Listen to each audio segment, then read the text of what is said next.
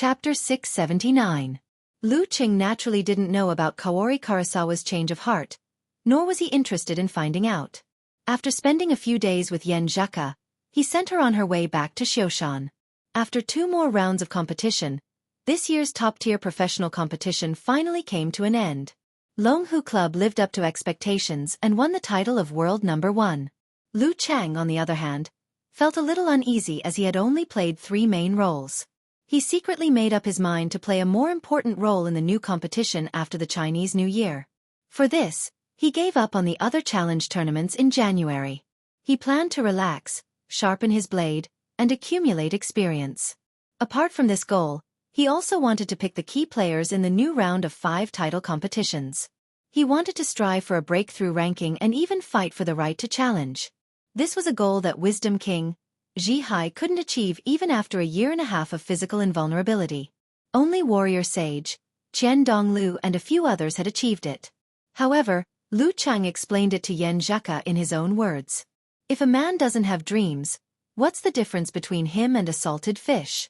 At the beginning of January, Yen Zhaka returned to Huaqing again. Lu Chang brought her on a 6-day road trip around Guangnan. The couple washed away the mental fatigue from the previous year and glowed with renewed vigor. After they agreed to spend the Chinese New Year together in Connecticut, Lu Chang sent off his little fairy again. He began to visit Dragon King, Empress Luo, and the rest to wish them a happy new year. He planned to return home early and spend more time with his parents. Before that, he flew to the northern city of Huiyuan and took advantage of his free time to visit his best friend. This was the hometown of talker Kai Zongming. It wasn't a big place, but it wasn't small either. He couldn't reach there directly by air and had to transfer to a high-speed rail. Little Ming, who always dressed simply, waited at the exit with a look of disdain. Looking at the disguised Lu Chang, he said in annoyance, "Can't you King come a few days earlier or later?" Tisk. Lu Chang used his tone to express his disdain and deep meaning. He knew that Casanova's girlfriend, Fang Yuan, would be on vacation these few days. However, wasn't this pretty good? Lu Chang chuckled to himself and followed Kai Zongming to his black SUV. He opened the trunk and put his luggage inside without a care in the world. "Why don't you try our special barbecue first?" Kai Zongming suggested. "Sure. Didn't you always say that Hue Yuan's roasted lamb tail is the best?" Lu Chang recalled Talker's previous boast. Kai Zongming skillfully turned the steering wheel and said, "You'll know once you try. The meat is very lively, very tender, and very fragrant. Once you bite into it, that feeling. When I was in middle school, because I practiced martial arts for 3 days and 2 days, after self-study at night, I was often very hungry. Every time I didn't go home, I would order 10 skewers of lamb's tail outside the school. 10 skewers. TSK, that taste is something I will never forget for the rest of my life. Damn, you used to have a lot of pocket money. When I was in high school, I had to save for a few days to afford barbecue skewers. Not to mention when I was in junior high school. I even bought breakfast on credit." Lu Cheng's exclamation was not the main point at all. "Please respect a rich second generation." Xiao Ming gave a concise and comprehensive answer. After chatting for more than 10 minutes, he drove to a rather bustling commercial street and found a barbecue shop at the back. 40 skewers of lamb's tail. Do you want large kidneys?" Kai Zongming picked up the menu and looked at Lu Cheng with an ambiguous smile. "What's with that expression?" Lu Cheng made a disdainful gesture. "You're sleeping next to me tonight. I'm afraid you'll attack me at night if you eat too much large kidneys." Kai Zongming made a dirty joke. Then he rattled off a list of dishes to the waiter.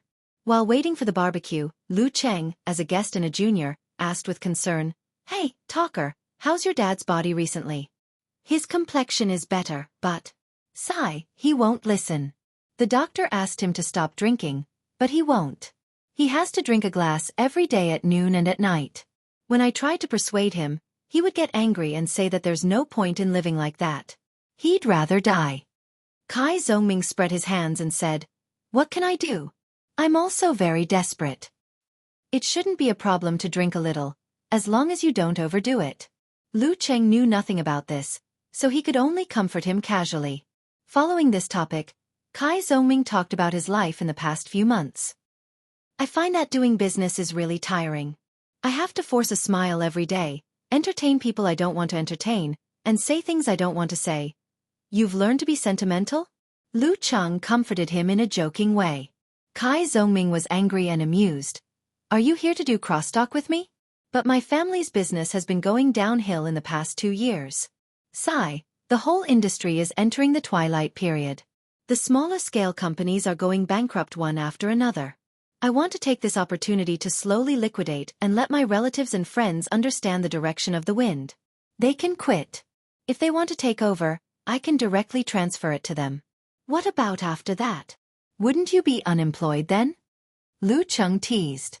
Kai Zhongming snorted and waved his hand heroically. My family is still strong. Did you see that commercial street just now? 1/3 of the shops are ours. Damn! Lu Cheng laughed and said, then should I call you Kai Banqing? Can't you count? It's obviously only 1/3. Little Ming retorted. Then he sighed with emotion. Then I'll be free and easy. I'll continue to practice martial arts while doing live streaming. I can live at home for half a year and stay in the capital for the other half. Live streaming. Lu Cheng caught the keyword and asked in confusion. Kai Zhongming laughed and said, I've been watching live streaming of martial arts competitions on the internet recently and found that many commentators are not only bad at martial arts, but also boring. So I just casually made a live streaming room and plan to show them what professionalism and style are. Haha, then I'll help you with a small advertisement later, Lu Cheng said with interest.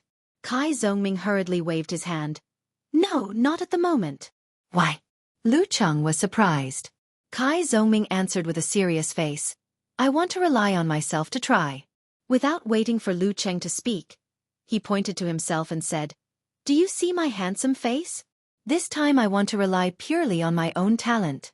This kind of pain is not something an ordinary guy like you can understand. Get lost. Lu Cheng and Kai Zhongming looked at each other and laughed together. After laughing for a while, Little Ming wiped the corner of his eyes and said, To be honest, this is just for fun. If there is a need in the future, we'll talk about it. At this time, the first batch of skewers was served and the two began to eat. After eating and drinking, Lu Cheng praised the sheep's tail while walking with Kai Zhongming in the commercial street to digest the food. Here, the place where I started to practice martial arts. While walking, Little Ming pointed to a martial arts dojo by the street. The name of the dojo was, as expected, ordinary. It was called Huiyuan Stars. When the kidnapping happened, Lu Cheng recalled the conversation in the past. Yes. Kai Zhongming smiled and said with half emotion and half longing, Every time I pass by here, I think that if I'm really free, I'll still try to practice martial arts. Not necessarily on this path, but at least I'll have a taste of the dance stage. Otherwise, I won't be satisfied. Damn it, what do you mean by round and bright? You make it sound like a man can get pregnant. Lu Cheng's mouth twitched and said, Talker, I think you shouldn't do a live broadcast as a commentator. Do a live broadcast as a crosstalk. Yes, you'll definitely be popular. Just as Kai Zhongming was about to reply, an old man in a black woolen coat walked out of the dojo. He was about 60 years old, still had black hair, and looked hale and hearty. If not for the obvious wrinkles on his face, it wouldn't be an exaggeration to call him middle-aged. Kai Zhongming. The old man glanced over and was stunned for half a second. Hello, Coach Yu. Little Ming greeted with a smile. Then he lowered his voice and said to Lu Cheng, I'm the martial arts initiation coach. Old man Yu walked over with his hands behind his back. He sized up the student in front of him and said with half a smile and half a sigh, You're full of vitality and didn't stop training. I often tell others that you're the one I regret the most. If you had been more serious, focused, and worked harder, you definitely wouldn't be where you are now. After sighing, he didn't say anything else. After a few words of greeting, he patted Kai Zhongming on the shoulder and slowly turned to leave. Your initiation coach is pretty good. Lu Cheng listened quietly and sighed with emotion as he looked at the back of old man Yu. It's been so many years, but he still remembers Talker.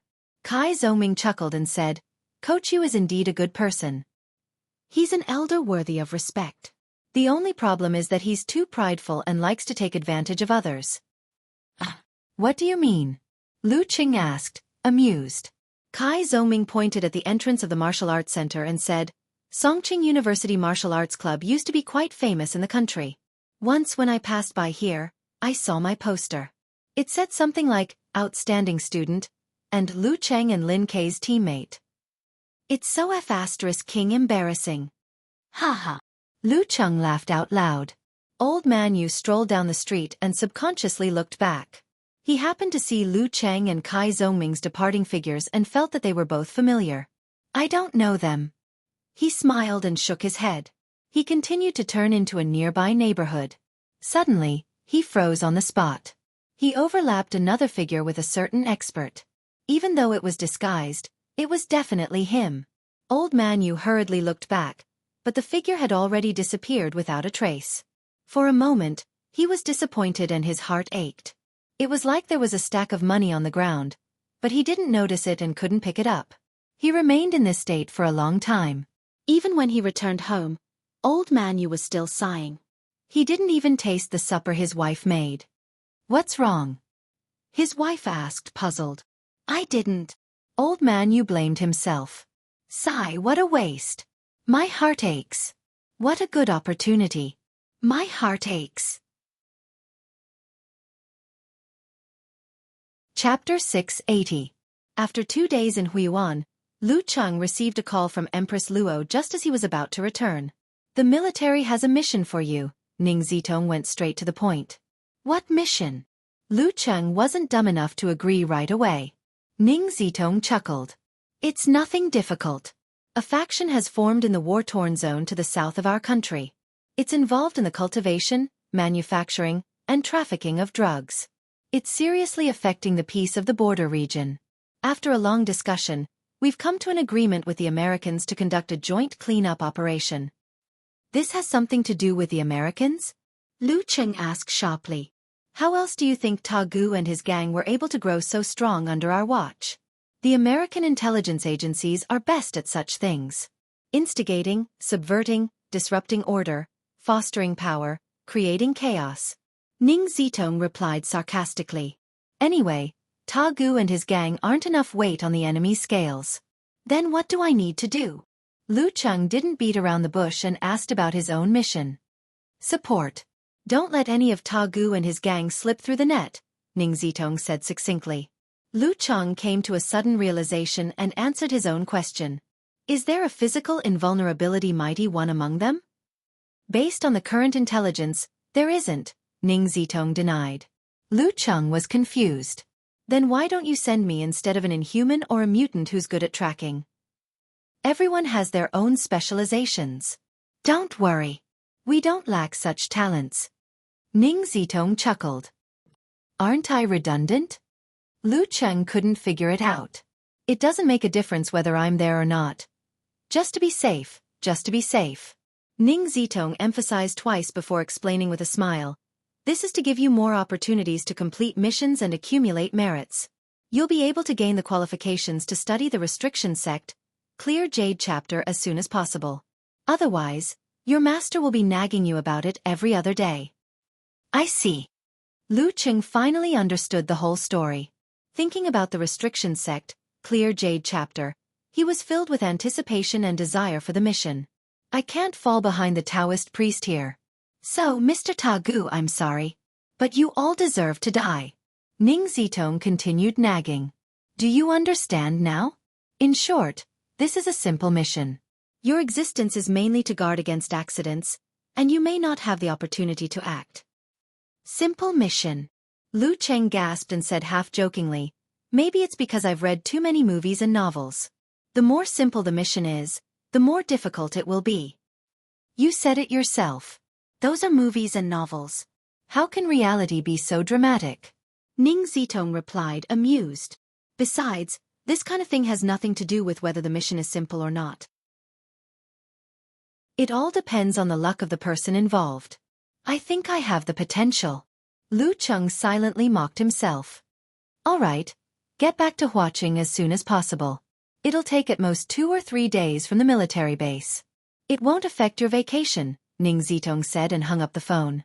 Lu Cheng held his phone and pondered for a while. Then he called his mother and told her that he had something urgent to attend to and would be back a few days later.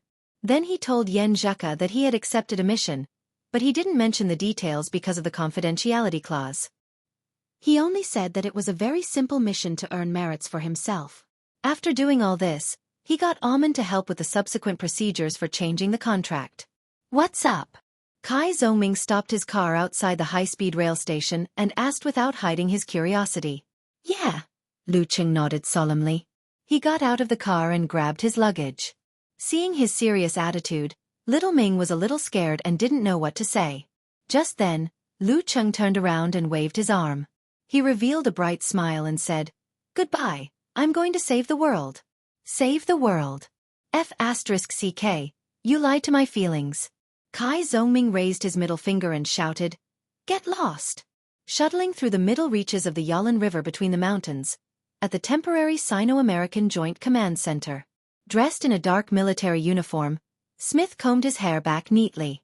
Wearing a pair of black sunglasses and white gloves, he looked around curiously. He was excited at one moment and nervous at the next. After Lu Cheng's guidance, the former Spider-Man had found a capable ascetic from the mission sect to be his mentor. He used a method that was close to self-abuse to hone his body and sublimate his soul. After a long time, he finally evolved again and reached the threshold of danger grade. Because of this, the Department of Homeland Security placed him as a key grooming target. They exchanged him with the Foreign Intelligence Agency for 2 years and sent him to the war-torn zones for training. "Your first time?" asked the burly black officer beside Smith with a smile. "Yes." Smith nodded frankly. "Previously, I was only here for surveillance or security missions in China. I've only been here for a week." The black officer extended his arm and patted him on the shoulder. He laughed heartily. "Don't worry, joint missions like this have always been very safe. You'll be able to adapt easily." "Really?" Smith was pleasantly surprised as he asked in return. "Without a doubt." The black officer pointed around and said, "You can observe carefully and confirm the situation of everyone in the command center. Their standards and levels will determine the difficulty of this joint mission." "I know that," Smith answered softly. Just a moment ago, his boss had explained to him one by one. In the Joint Command Center, half of them were commanders and staff officers. There was no lack of experts who had reached the danger grade. The other half were the upper echelons of the Special Operations Forces. Some were experienced in the mountains, some were skilled in combat, but only a few were at the danger grade. From the looks of it, the Joint Sweep mission is at the danger grade? With his current strength and enhanced spider web, as long as he wasn't reckless or impulsive, he could indeed guarantee his safety. As Smith's thoughts raced, the black officer led him to the door. "You know, that's good. There's no need to waste time. Anyway, remember, this is a preparation that includes unexpected situations. The actual danger will be even lower. Have a good sleep later and maintain your mental strength for the operation." "Phew, then I'm really relieved." Smith secretly heaved a sigh of relief. It's better to start simple as a newcomer. The higher-ups are still taking care of me. At this time, the door of the Joint Command Center was suddenly pushed open. A few Hua nationals swarmed in from outside. The figure of the leader suddenly jumped into Smith's eyes. The lines of his facial features were firm. His eyes were dark and deep. His hair was cut short, and his appearance was ordinary, but he had a steady and intimidating aura. This figure was so familiar that Smith was stunned on the spot. A few words suddenly appeared in his mind. Lu. Terror grade. Troublemaker. Terror grade. Again. Oh. Smith stared blankly and silently muttered in Hua Nation. Mother asterisk cur. P.S. It's a bit of a language block. Chapter 681. When Smith saw Lu Cheng, Lu Qing also noticed him. Slightly surprised, Lu Cheng greeted him. "I didn't expect to see you here." Spider was transferred to the war-torn zones. And he was dressed like a dog. Smith's lips twitched, and he smiled bitterly. "Lu, I should be the one saying that." He had crossed the ocean and entered the war-torn zones. How could he be related to this troublemaker? Lu Cheng chuckled when he heard the resentment in Smith's voice. "In China, we call this fate. My Chinese teacher told me that there's a type of fate called ill-fated," Smith muttered. Spider, you have a talent for crosstalk too. Lu Chang was at a loss for words, not knowing how to respond. Since the Joint Command headquarters was a public place, it was best not to show too good of a relationship. Otherwise, people might think that something was amiss with the surveillance. He didn't say anything else and just nodded. After the small talk, he was introduced to the American higher-ups and the Special Forces members who would be working with him later. Who is he? Dwayne looked at Lu Cheng's back and asked Smith in a low voice. Judging from the way he was surrounded, he must be of high status. You don't know? Smith asked in surprise. Dwayne's dark face reddened slightly as he rubbed his hands together in embarrassment. I've been in the war-torn zones for 3 years. The information I receive from the outside world is filtered. Smith pondered for a few seconds. To put it simply, he's a newly promoted Terra-grade expert. Terra-grade? Dwayne gasped. The higher-ups don't seem too optimistic about this mission. He was full of confidence, but now he couldn't help but feel nervous. But I don't think we have any Terra-grade experts here? Smith calmed down and noticed something that didn't make sense. Indeed, China's judgment of missions is different from ours. They're always too cautious. Dwayne nodded thoughtfully, his heart slowly calming down. He trusted his comrade of 3 years even more. This was the reason why he was able to survive until now. Without waiting for Smith to speak, he smiled. Do you know him? He went to Connecticut before. I was in charge of surveillance. He was only a danger grade expert, so we communicated, Smith answered, frankly. That means you're friends. Smith, you should be happy. If anything happens, he'll definitely choose to save those he's familiar with first. You'll be very safe. Dwayne said, half in awe and half in envy. Logically speaking, that's not wrong. The corner of Smith's mouth twitched. But you have to know that Lou is a troublemaker. Whether it's intentional or not, he's always surrounded by situations. Things that weren't that big of a deal often develop into a disaster. Just thinking about it. Although there were some things that he was happy to see happen and even took the initiative to participate in, it still proved Lu's ability to cause trouble. Well, in Chinese, it was the ability to cause trouble. What is the Hua Nation military thinking? Dwayne was shocked again. In the world of supernatural abilities, lowering the coefficient of misfortune and increasing the coefficient of luck was a necessary preparation before every operation. Who knows? At this point, he suddenly froze and asked with a frown, Buddy, what did you just say? People like him should be excluded from all operations. Dwayne was baffled. The first sentence, Smith said in a deep voice. Dwayne thought for a few seconds. You'll be very safe. If anything happens, he'll definitely choose to save those he's familiar with first. What are you trying to ask? You mean, I'll go with him? Smith couldn't help but raise his voice. Dwayne looked at him sympathetically. You don't know?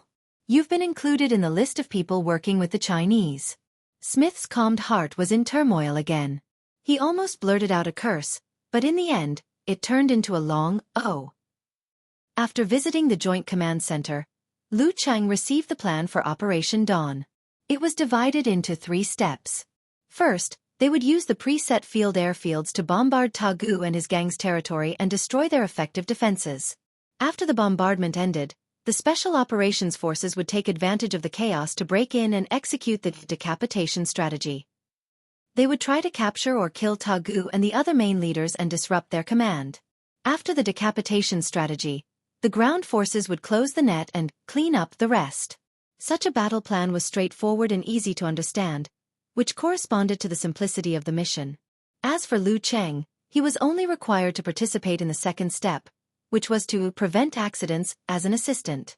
In a 3-story building hidden by the mountains, Tagu, who had dark skin and a thin body, fell into a long silence as he rubbed the jade ring on his thumb.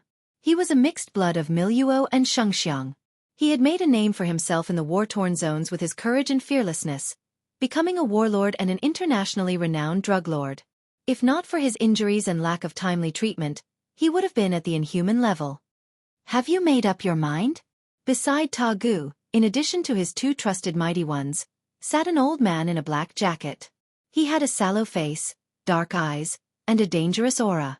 Ta Gu's lips quivered a few times. What are you guys trying to do? Why are you trying to rope me in? The old man with thin silvery white hair seemed to have been frozen for a long time. He replied expressionlessly. You can think of it that way. The war-torn zones, the war-torn zones they're talking about, have a number of mighty ones of physical invulnerability secretly forming an alliance.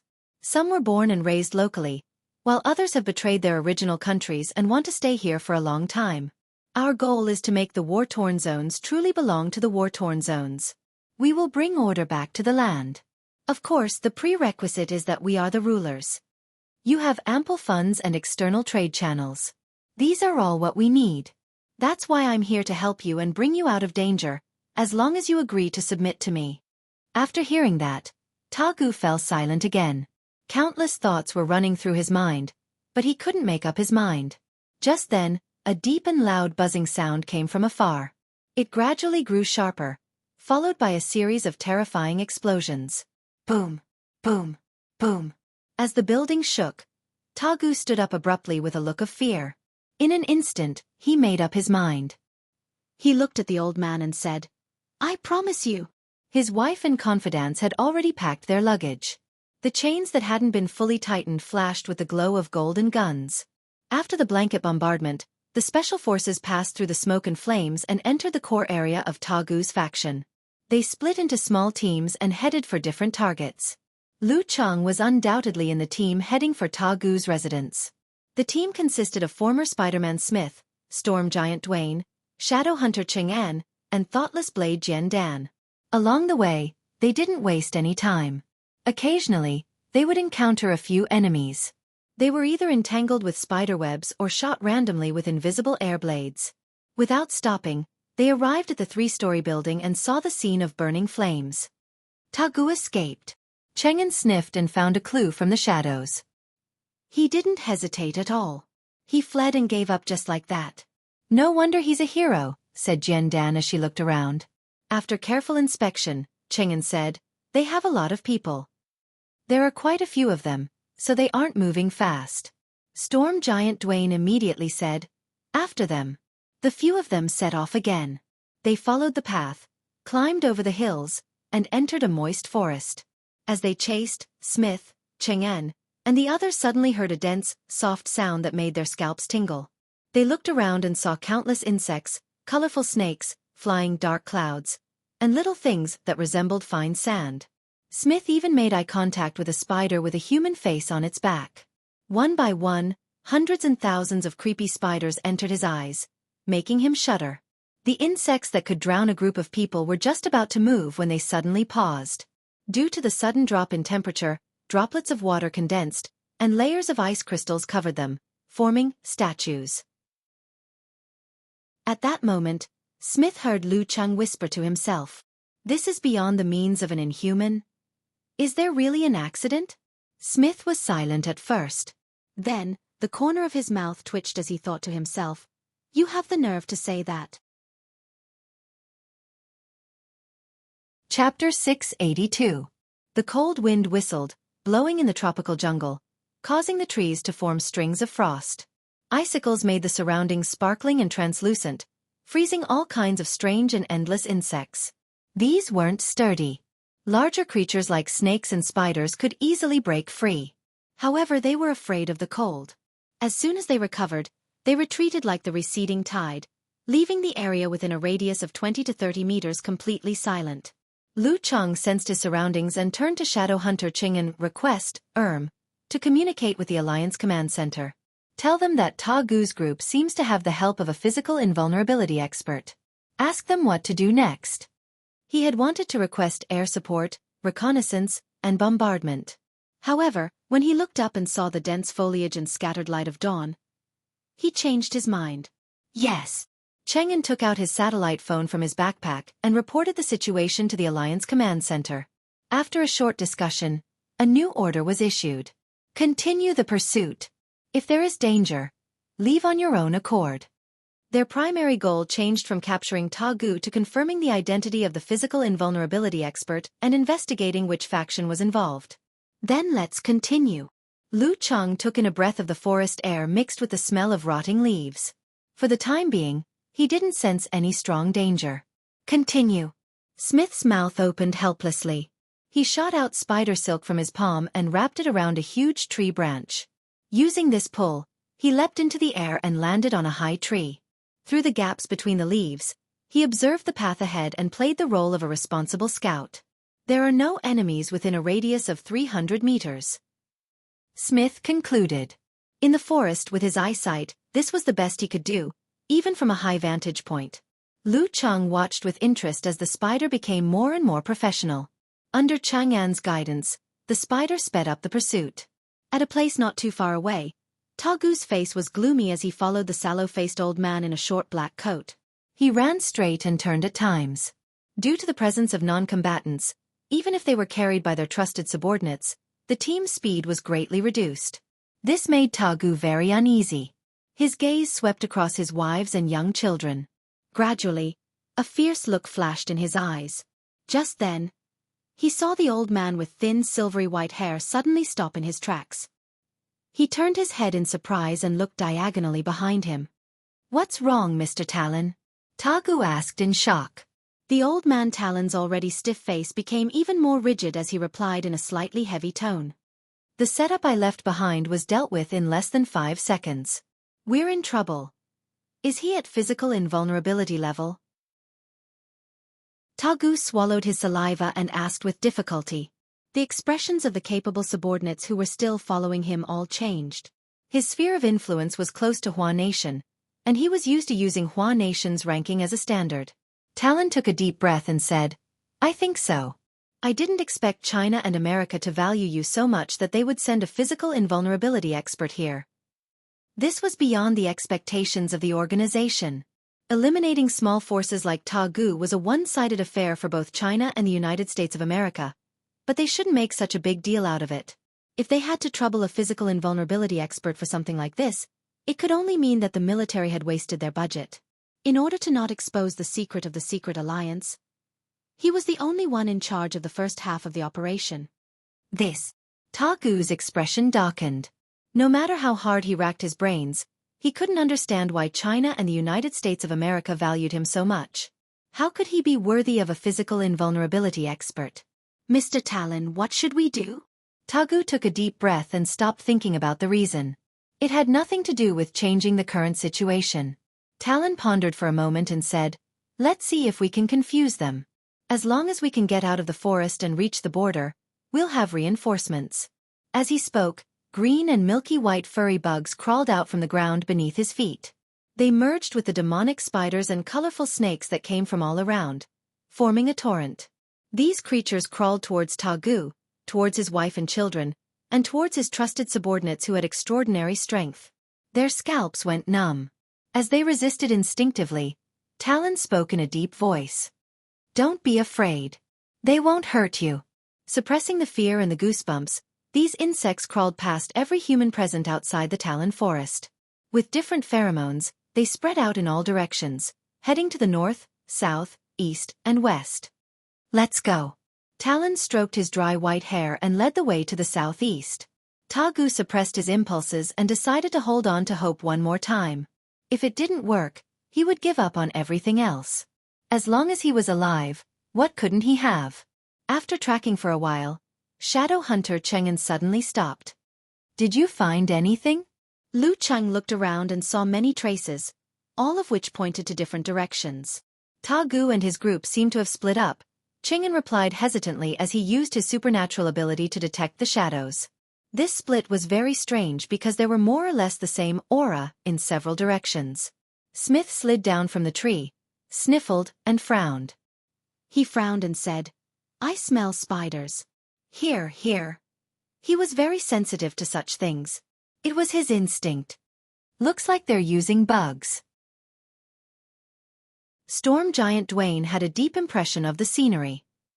He had experience in jungle battles, so he joined in the search for tracks and provided suggestions.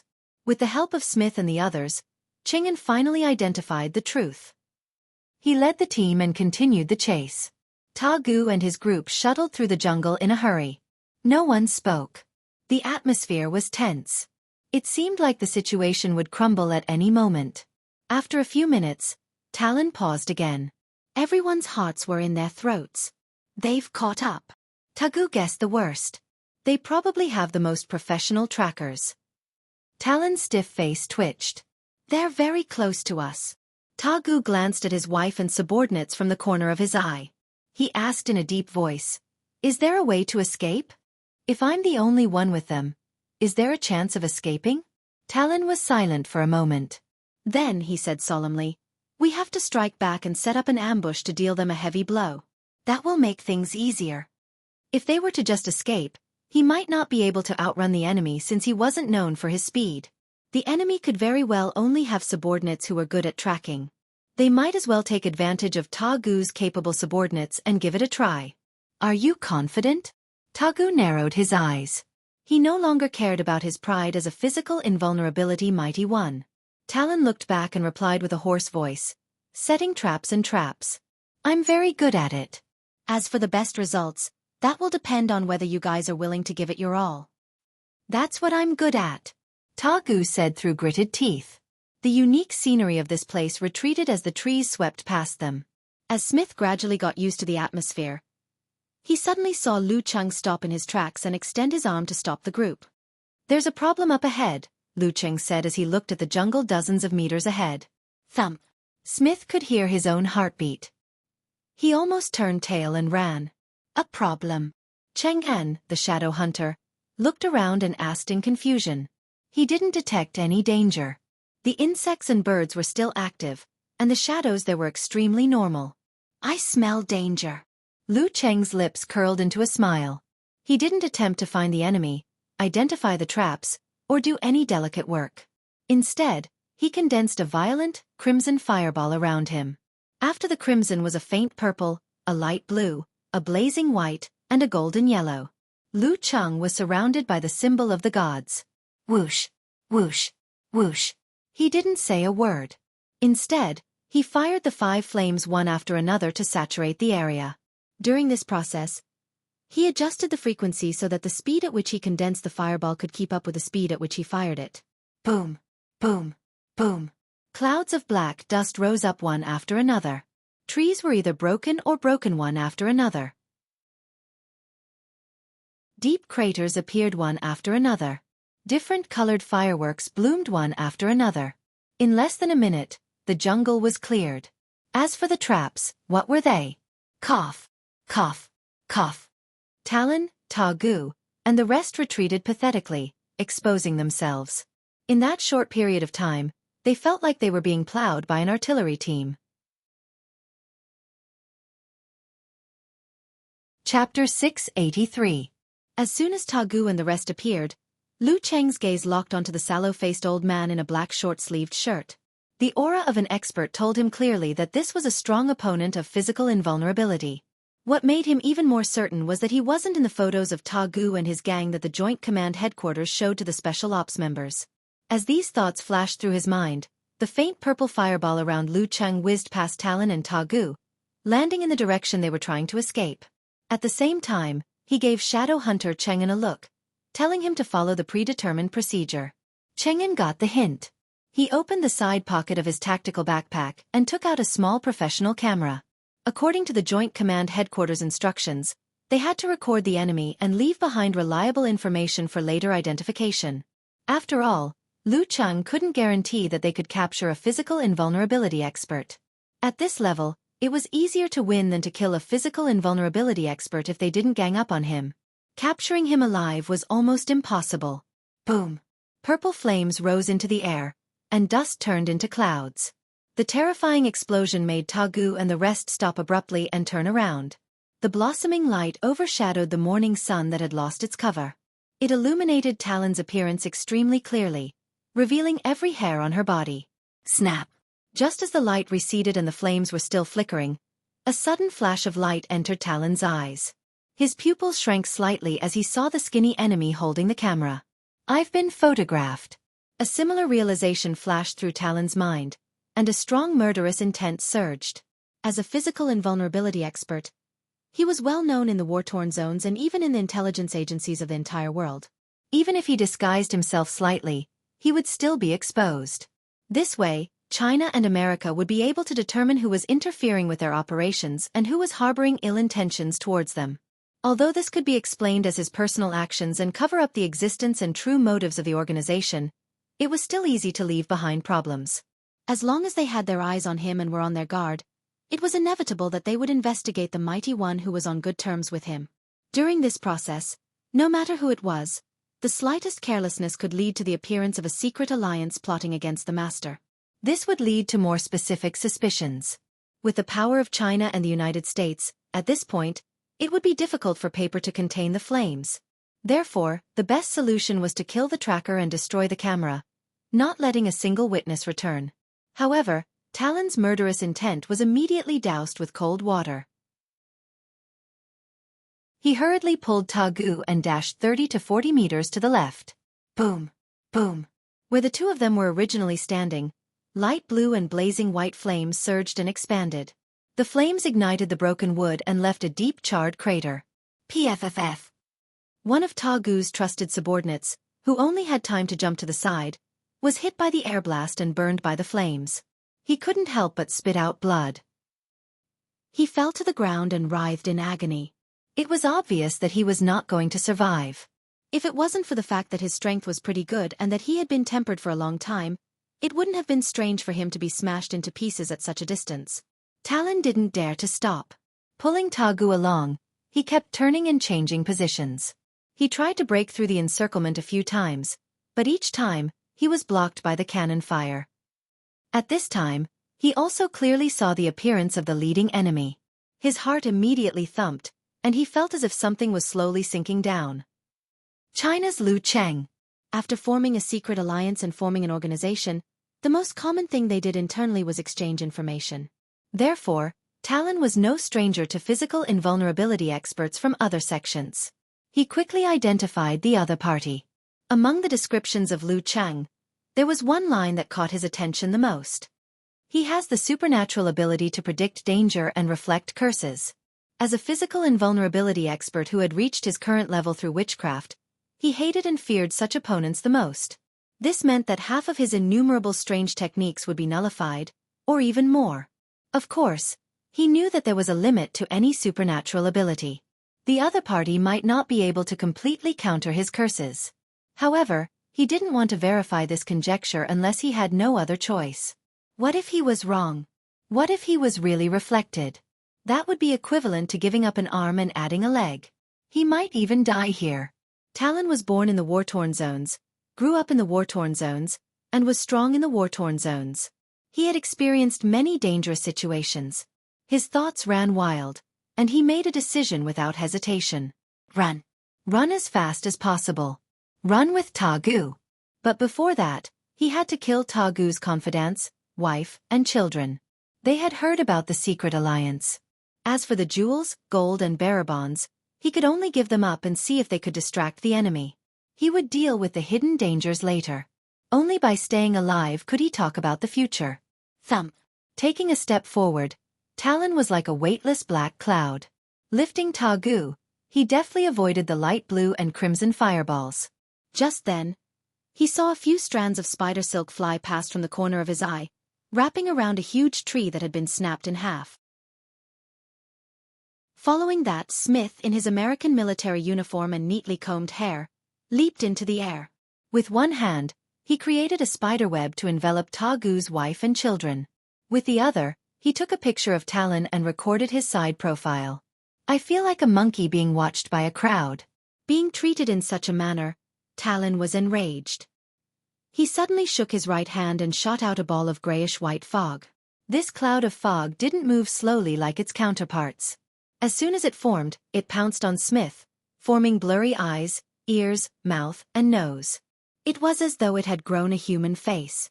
Before the fog even got close, Smith felt as though he had fallen into an ice cave. His body was cold and stiff, and even his reactions were slow. An indescribable fear filled his mind. It was as though he had just witnessed the most terrifying thing in the world. His life was slipping away. At the critical moment, his vision blurred and he saw Lu Cheng in his navy blue martial arts suit. He saw the faint purple fireballs hovering above and behind his head. The purple was so heavy and scorching that it distorted the air around it and absorbed the surrounding flames. It was like a true god high above, or a sun emitting endless light and heat, quietly looking down on the earth. As soon as the grayish-white fog with the human face approached, it sizzled like snow melting under the scorching sun. It seemed to let out a scream and struggled wildly. However, it was quickly enveloped by the gathering flames and disappeared without a trace. As the chill faded, Smith felt blood flowing to every corner of his body again. Ah! Ah! Ah! At this time, screams drilled into his ears one after another, and extremely horrifying scenes were reflected in his eyes. Tagu's confidants, wives, and children were either stunned on the spot. Insects of various colors swarmed out of their eyes, noses, ears, and mouths. Their bodies turned black, and their hands madly clawed at their faces, forcefully pulling out their eyeballs. Some of their skin instantly dried up, revealing their white bones and flesh mixed with foreign objects. All of them were in a pitiful state and had died mysteriously. When the insects, snakes, and spiders were crawling over their bodies to collect their pheromones, the battle-hardened Talon had secretly prepared for the worst possible situation. Killing was a common occurrence for him, and he could always come up with new ideas. While Lu Cheng was saving Smith, Talon activated his plan. Then, with great confidence, he carried Tagu and ran into the depths of the forest without waiting to see the results. Whoosh! Talon exerted force with his heels and crossed the open space, avoiding Lu Cheng's golden fireball. Just as he was about to continue running, the golden fireball suddenly exploded slightly. It drew a beautiful arc in the air, forcibly changed its target, and shot back at him again. Marks appeared on Talon's calves, as though dozens of snakes had coiled around him. Poof! With the momentum behind him gone, he strangely changed directions and let the golden fireball fly into the dense forest, creating a mess. As soon as Talon moved, Lu Cheng moved as well. He threw a punch with his right fist from a few hundred meters away. Bzzz! Bzzz! Pores on his back and legs opened up, spewing out light blue flames. Bam! Like a launched rocket, Lu Cheng instantly closed the distance between them and arrived beside Talon. His fist carried powerful kinetic energy, as though it could destroy everything. Self-created unique skill, jet counterattack. If he hadn't cleared the area with the cannon fire, he wouldn't have dared to use this move. That would be knocking into trees continuously, giving his enemy a chance. In Talon's eyes, the shadow grew rapidly. It was too late for him to respond effectively. At this moment, he didn't even think as he lifted his pagoda bone and blocked the attack. Bam! Blood and flesh fell apart like rain. Broken hearts, severed intestines, deformed stomachs, and last night's supper fell to the ground with a pitter-patter. The drug lord of the generation, Tagu, was torn apart without a sound. Even the subsequent steps of piecing him back together could be skipped. Using Lu Cheng's momentum, Talon slid backwards at high speed. During this process, black fog rose from his body. Dense protrusions wriggled under his skin. His hair grew rapidly like vines that had lost control. His skin turned grayish-white and lost its luster. However, it gave off an unusually strong feeling. He suddenly raised his head, his eyes glowing with a ghostly green. His fingernails were like short swords, the color of gold and iron. The ends were dyed black. P.S. Happy Mid-Autumn Festival and a happy reunion. Chapter 684. In the blink of an eye, Talon seemed to have transformed into a different person. He had transformed from the Witch King of the nearby region into a monster that had crawled out from the depths of death. He was decaying yet indestructible, strange yet powerful. In a situation where curses were not effective, he chose to use the half-life, half-death technique to improve his close-range combat ability. Once transformed into the half-life, half-death technique, his body would become sturdy and his vitality would be hidden. He would no longer be afraid of ordinary attacks and would gain immense strength. He would be able to move as if he was flying, and he would carry deadly poison with him. The only problem with this evil technique was that even if he dispelled it in time, there would be traces left behind. His body would be closer to that of a corpse and his condition would be closer to death. It was irreversible. If he used it too many times and exceeded the critical point, his vitality would gradually dissipate and his body would slowly decay. He would pass away after 20 to 30 days of painful wailing.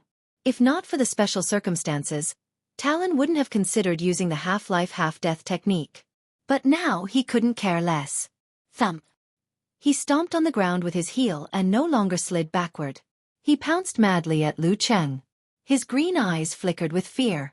His hands were open but not open. He looked like he was grabbing but not grabbing. He looked twisted and ferocious.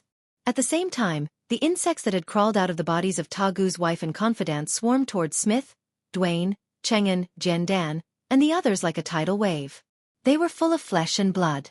Their bodies swelled and were covered in a layer of violent and crazy light.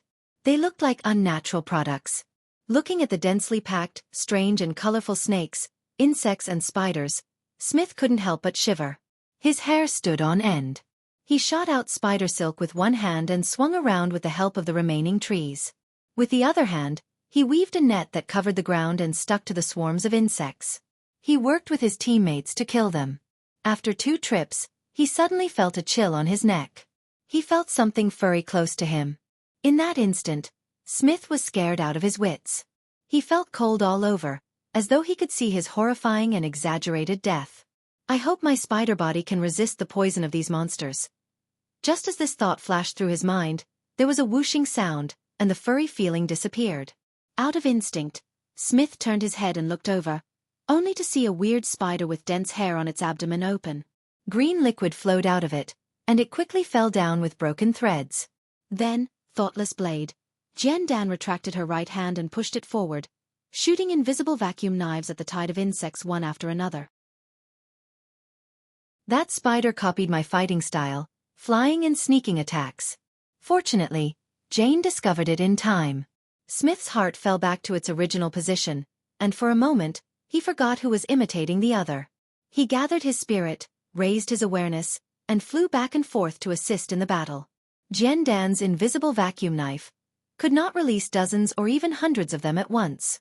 In the face of countless insects, it was like pouring a cup of water on a burning cart of firewood. It was hardly effective, so she simply opened her tactical backpack, took out a grenade, and threw it forward. In such a situation, she did not need to aim. As long as the direction was correct, she could kill the snakes and insects one by one. On the other side, Dwayne expanded his muscles, turning into a 2-meter-tall giant. On his dark skin, cloud-like patterns danced with silvery white arcs. He held a flamethrower in his toy-like hand and aimed it at the swarming insect tide. Occasionally, it would be mixed with electric sparks, jumping continuously to paralyze the insects. As a soldier known for his strength, his tactical backpack was as tall as a person. It was filled with all kinds of weapons to deal with different situations. Shadow Hunter Chang'an's supernatural ability was not suited for group attacks, so he could only wander around the edges, carrying a rocket launcher. From time to time, he would fire at the densest areas of spiders, snakes, and insects. Rumbling explosions sounded one after another. But even with their combined efforts and full firepower, the insect tide showed no signs of receding or thinning out. Some mutated insects even burrowed into the ground and attacked from the soles of their feet, forcing them to retreat as they fought. Talon's goal was to distract Lu Cheng by attacking his subordinates, so that he could take care of the weak and create an opportunity to escape. There was no information to indicate that Lu Cheng was a cold-hearted person. Bam! Talon pounced in front of Lu Cheng, reaching out with both hands. He looked like he was going to engage in a head-on melee. He believed that an enemy with a simple, violent, direct, and tough fighting style wouldn't reject such a development. When the time came, he could give Lu Cheng a surprise. If the surprise worked, and Lu Cheng was distracted by his subordinates, Talon would be able to retreat easily and even reap some benefits. Seeing that both parties were about to clash, Lu Cheng suddenly bent his back and dodged to the side.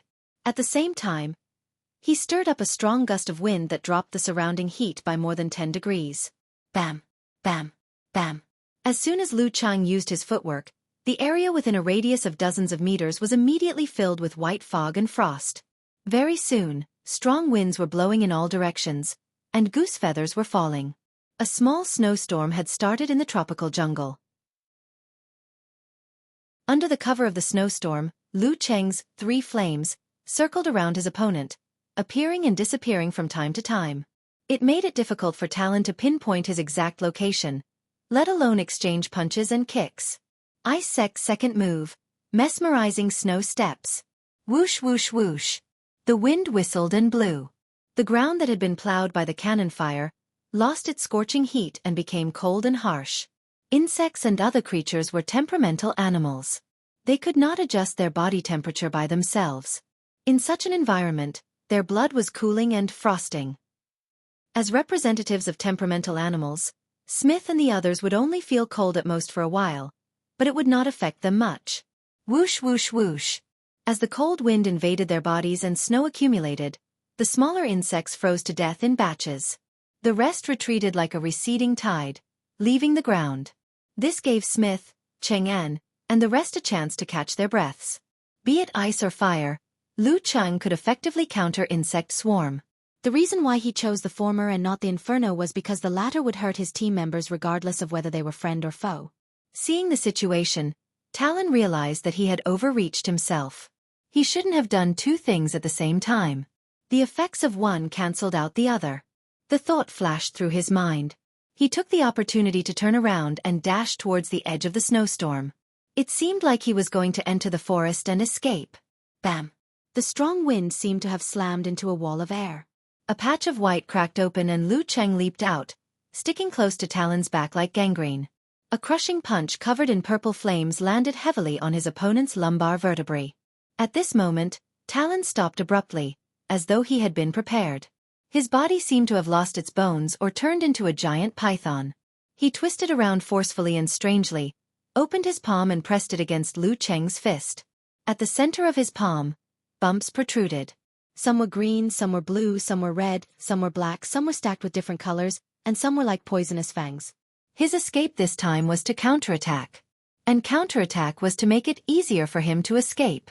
Lu Cheng's pupils shrank. He retracted his chi and blood and bent his knees.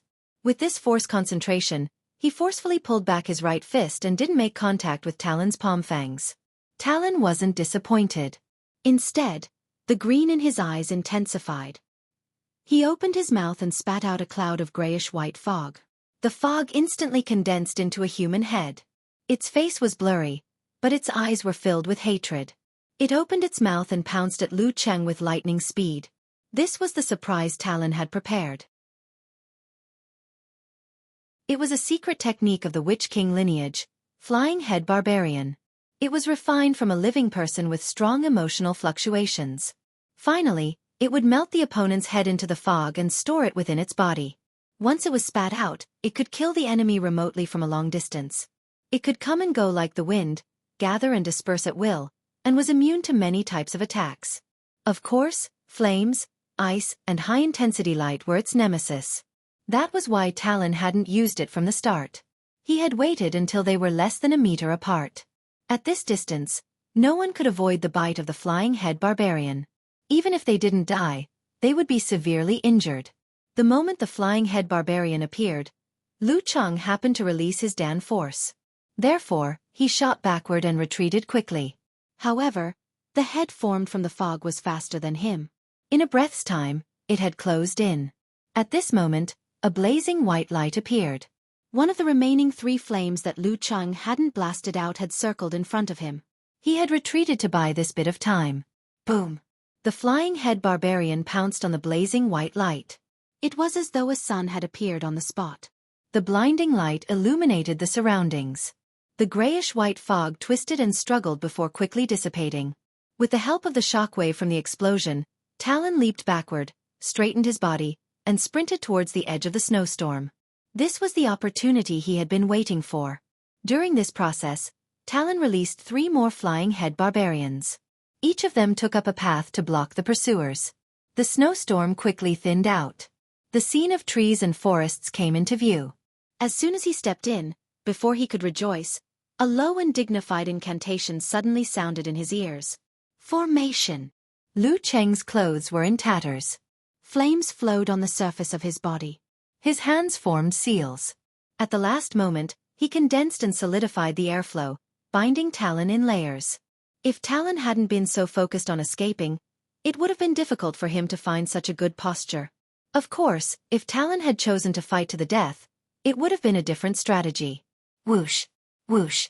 Scarlet and light blue flew out and blasted towards Talon, who was trying to break free from the cage with his half-dead body. Whoosh, whoosh, whoosh. Lu Cheng's fingers moved continuously, slashing out streaks and streaks of crystal-clear sword aura at the flying head barbarians blocking his path. Even if the sword aura didn't hit them, it would still cause a layer of ice to form around them and freeze them. When they fell to the ground, they wouldn't be able to move for a while. Once the sword aura hit them, the fog would solidify and they would shatter into pieces. Rumble! Rumble! Crimson red and light blue smashed into Talon, creating a violent explosion that stirred up dark clouds. Just as the flames dimmed, Lu Cheng had already moved forward. Facing his opponent, whose sturdy body had cracked, he launched an aggressive and frenzied attack that burned like flames. I didn't want to waste time, so I quickly closed it and reopened it. At this time, I was given the option to restore the document. I thought that since I didn't add a record of the outline and settings today, there was no need to restore it, so I chose no. After I finished checking, I looked at the document I was writing and realized that it had been closed without me noticing. I clicked on it and saw that the 3,000 words I wrote were gone, leaving less than 100 words at the beginning. Less than 100 words. My settings were to be automatically saved after 10 minutes. At this moment, anyone who had written before could understand how I felt. I was completely disheartened and in so much pain that I almost asked for leave. I would have continued writing tomorrow after I sorted out my emotions. The last time I lost a manuscript was when I was writing Jinx. At that time, I was writing a stockpile of manuscripts. Hence, I didn't want to write and wasted an entire afternoon trying to restore the data. However, it didn't work. After trying for half an hour to no avail, I forced myself to rewrite. As this was the 3,000 words I had written before, it was faster than usual. I finally managed to finish it in time. However, I couldn't write the remaining chapter today as the doctor had asked me to sleep at 10. I owe him one chapter.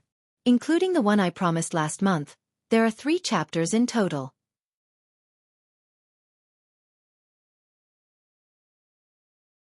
Chapter 685. Bam, bam, bam.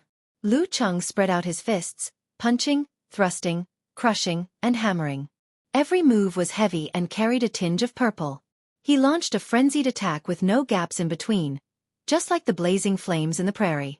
In terms of close combat, both Fire-like Invasion and Blizzard Storm belonged to the best of the best in this field. Lu Cheng was a martial artist who specialized in this field. In an instant, he completely suppressed Talon, causing him to be unable to cope with his attacks and be unable to do anything. However, Talon's half-dead body had immense strength and could move like the wind. He was slightly better than Lu Cheng in these 2 aspects. Moreover, his body was sturdy, close to the strength of the Golden Bell shield of the same level. Ordinary attacks and flames had little effect on him. Therefore, he relied on simple and violent moves to block his opponent. Although he was at a disadvantage, he didn't panic and didn't show any signs of losing. If it weren't for such a miraculous half-dead body technique, it wouldn't have become one of the supreme secret arts of the Witch King lineage. Rumble! Rumble! Rumble! As their fists and feet collided, the purple flames scattered and the grayish-white light dimmed. Muffled thunder-like sounds echoed continuously. They seemed to stack together, but at the same time, they seemed to last forever. As they fought, rings of white air billows gushed out from the places where Lu Cheng and Talon exchanged blows. They stirred up strong winds, stirring up dirt and even blowing away broken trees. Shadow Hunter Cheng had wanted to use the fact that he was an inhuman expert to approach and assist Lu Cheng. He wanted to quickly finish off the physical invulnerability Mighty One with countless strange skills. However, he couldn't break through the wind barrier. The further he went, the harder it got. In the end, he couldn't even move an inch.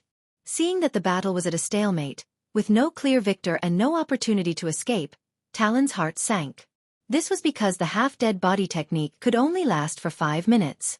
As these thoughts flashed through his mind, he clenched his teeth and twisted his arms forward. They transformed into 2 pythons and coiled around Lu Cheng's fists. At the same time, his eyes turned green. Black smoke rose from his grayish-white cracked skin. His body instantly shrank by a size. The moment the black smoke appeared, it took shape and turned into half a ring. It wrapped around Lu Cheng, then contracted and locked him in place. Witch King's secret technique, Ghost Lock. Faced with such a situation, Lu Cheng took a deep breath, retracted his qi and blood, and forcefully pulled back his fist. Ice and fire embraced each other as the great pellet condensed. He shifted the constellations and outlined the word, battle, that seemed to be able to battle the heavens and the earth. At this moment, Talon didn't take the opportunity to attack. Instead, he retracted his arms and formed a strange seal in front of him. Bang! Lu Cheng's body expanded, causing the ghost lock to crack apart. Talon's figure turned eerily blurry as though he had turned into a grayish-white shadow. The shadow twisted and collapsed, splitting into 9 parts. They fled at high speed in various directions of the forest. Each one seemed to be fake, but each one could be real. It was the ultimate escape technique of the Witch Kings, chaos of the 9 suns. Lu Cheng quickly reformed his ice heart and used the deity spell above his head. However, he still couldn't tell which shadow was Talon.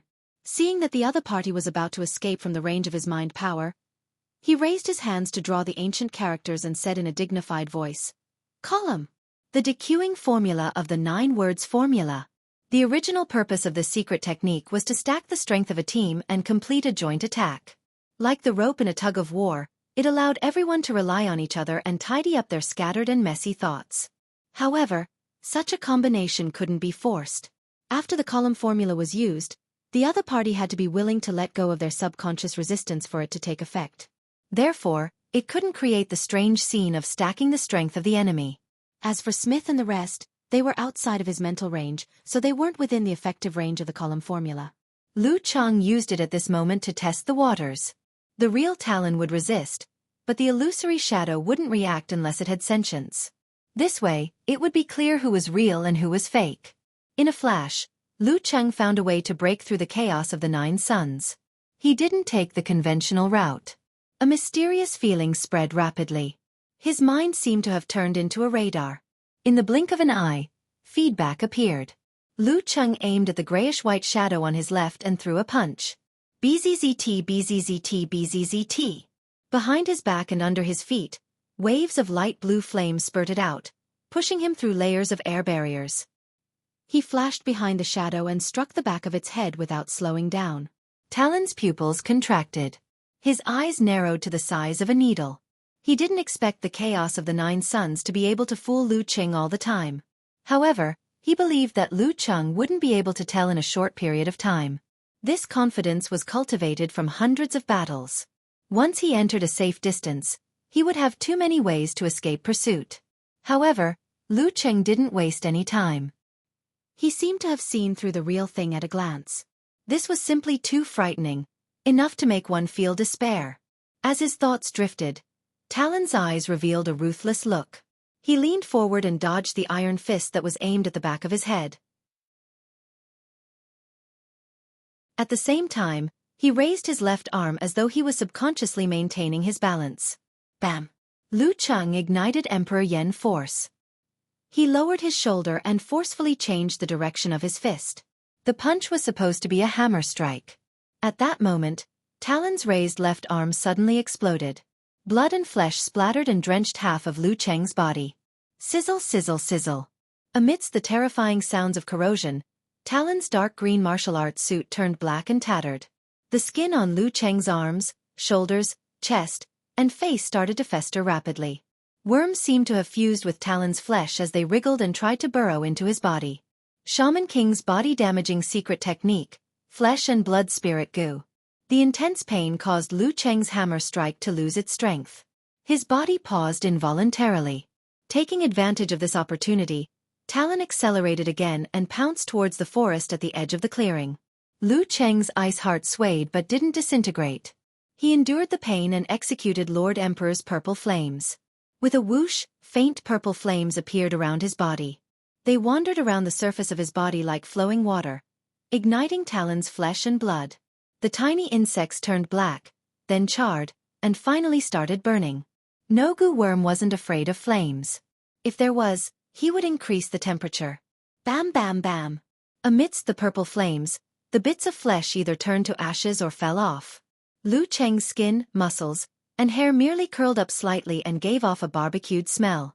This was the fire controllability of a fire sect physical invulnerability expert. While the faint purple flames around him swayed and danced, Lu Qing endured the pain and raised his hands. Using an area of effect technique, he started forming hand seals at Talon, who was moving left and right. As the ancient word formed, he exhaled and said, "Confrontation." The hatred and urgency in Talon's heart dissipated instantly. He became sluggish and drowsy, returning to his usual state of recuperation after being injured. Not good. He bit the tip of his tongue and forcefully raised his mentality. At this moment, the ancient word in Lu Cheng's mind changed. He used the simplified attainment formula and caught up to Talon in 2 strides. He shook his arm and threw a punch. Talon shook off his sluggish and drowsy state. He quickly lowered his missing left shoulder and blocked his opponent's right fist. Throughout the entire process, he didn't panic. He remembered to let the grayish-white fog pass under his skin to prevent freezing and stiffening. As for explosions and burns, he had to rely on the sturdiness of his body. Just as the two came into contact, Lu Qing suddenly turned his fist into a palm. Pressing down with force, he bent his back and flipped himself up. He leaped above his opponent and threw a punch headfirst at his Bai Hui acupoint. Talon's half-dead body had outstanding brute strength and incredible speed. However, when it came to close combat techniques, he couldn't catch up to Lu Qing no matter how hard he tried. Seeing the sudden turn of events, he could only shrink his neck in panic and raise his right fist. However, Lu Qing opened his left hand again and pressed lightly on Talon's fist, infusing it with ice spirit force. Then, using the force, he flipped over and jumped to the back of his opponent. While in mid-air, he tightened his right leg and whipped it backwards like a steel whip with a spring attached to it. Talon's body turned cold and slowed down slightly. He wanted to throw himself forward, but it was too late. He barely avoided being hit in his vital organs and was kicked in the right shoulder by Lu Qing. Bam! His shoulder collapsed and was badly mangled. Although his arm didn't fall off, he couldn't exert any strength. Feeling a chill in his heart, Talon twisted his body like a boneless person and looked at Lu Qing. His eyes burned like green flames as a strange and terrifying feeling spread out. Lu Qing, who had just steadied himself and turned his body, instantly felt his surroundings turn dark. The craters left behind by the cannon fire had disappeared. The dense forest had disappeared. Smith and the rest had disappeared as well. The darkness was quickly dyed with green, blood red, and other colors. Talon stood out. He was at least 100 meters tall, with heads and arms all over his body. Countless eyes stared at him without blinking. The intense fear seemed to materialize and turned into a sea of insects that covered the sky. As Monster Talon's countless huge palms pressed down, they drowned out Lu Qing. Secret spirit technique of the Witch King lineage, savage sacrifice. Lu Qing's body was transparent as though he was made of ice crystals. Under such circumstances and attacks, cracks appeared one after another. Even with enemy heart-freezing move, he couldn't completely neutralize his opponent's attack. At the critical moment, Lu Qing suddenly disappeared from Monster Talon's eyes. In addition to the dark green and blood-red colors, there was a boundless darkness. There were also distant and resplendent stars. The 100-meter-tall giant and the innumerable insects were so small that they could be ignored. The terrifying atmosphere suddenly weakened by quite a bit. Just as Talon was about to respond, the stars started to move rapidly, forming 9 mysterious and ancient words. Confrontation. Army. Fighting. Swordsman. Wholeness. Formation. Deference. Forwarding. Attainment. In an instant, the 9 ancient words shone brightly and pierced through the pure mental domain. They tore apart the green, blood, insects, and giant. Talon instinctively tilted his head back as grayish-white blood flowed out of his nose. Rumble. Smith and the rest seized the opportunity and fired a rocket, forcing Talon to dodge pathetically. Both his arms were disabled, his attacks were ineffective, his enemies surrounded him, and his opponents were strong. All of this made him feel despair. Ruthlessness reappeared in Talon's eyes as he looked at Lu Qing and shouted, "Let's die together!" His grayish-white body spontaneously combusted. His flesh and soul turned into the most ferocious curse, silently and formlessly attacking Lu Qing. He didn't know where to dodge. It was Life Curse, the secret technique of the Witch Kings that would perish together. He wanted to use the curse ignited by his life to break through the defense of his opponent's supernatural ability. Lu Cheng was alarmed. Without thinking, he retracted his qi and blood to balance the ice and fire, forming the Jindan that looked like a miniature universe. After the real Jindan shattered and fused with his body, his ability to repel curses had indeed improved. However, compared to the Longhu immortal, who was truly skilled in curses, he was still lacking. He wasn't as strong as when he had the Jindan. However, the Longhu immortal's ability didn't appear out of nowhere. It was based on his Jindan technique, 9 words formula, and secret technique. Unfortunately, for a physical invulnerability mighty one who was skilled in curses, Lu Cheng had obtained all of these. Therefore, he could temporarily improve his ability to repel curses in battle. The stars moved and the 9 words formula formed a complicated seal script. Ripples spread to every corner of the universe. The blood was swept away. The flames on Talon's body were extinguished as his body melted like a candle. The light in his eyes faded. Talon muttered to himself, "Why is everything counted by you?" His voice gradually faded into silence. Soon, he was reduced to a pile of flesh and blood. Smith, Dwight, Chang'en, Jian Dan, and the rest watched from afar, forgetting to put down their weapons. A physical invulnerability terror grade expert had fallen in front of them. And he only had one opponent. P.S. After a long time of not having enough words, I finally exceeded the word count once again.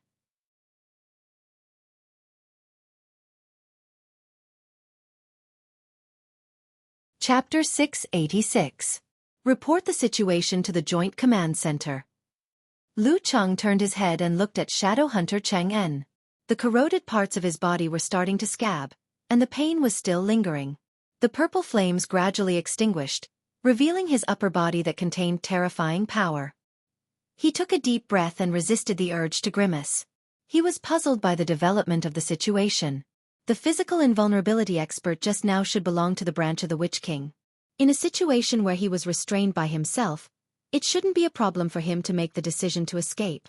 But in the end, he first damaged his body and risked his life, then used a curse that would take him down with him. It didn't make sense. Normally speaking, in a hopeless situation where both parties didn't have a deep hatred for each other, shouldn't surrendering be the natural choice? Wouldn't it be better to preserve his useful body and wait for hope to appear?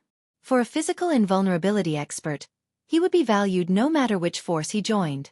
Of course, there would be some control measures, just like number 16 and number 17. This was already a very bad ending. The branch of the Witch King that he belonged to would pay a sufficient price to exchange him back. After all, it was very difficult to nurture a physical invulnerability expert. You had to look at the sky. With such a backup plan, why would the other party sacrifice himself? Could it be that the secret he was involved in was more important than his life? It was because of his misjudgment of the enemy's attitude that Lu Cheng was almost invaded by the goo worm and suffered serious injuries. That was why he resisted the curse that would take him down with him.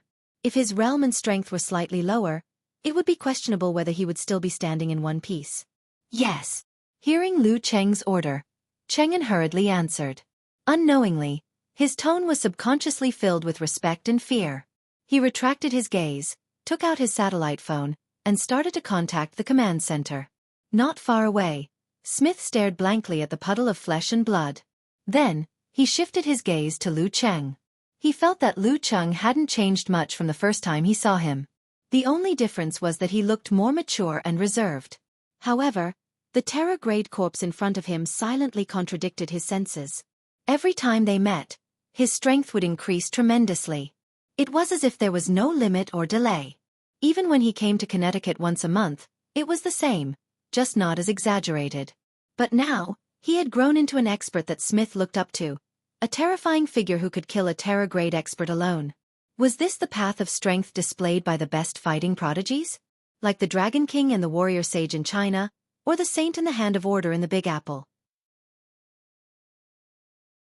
Living in the information age, it was not that Smith had never seen the top experts, but that was all through the screen.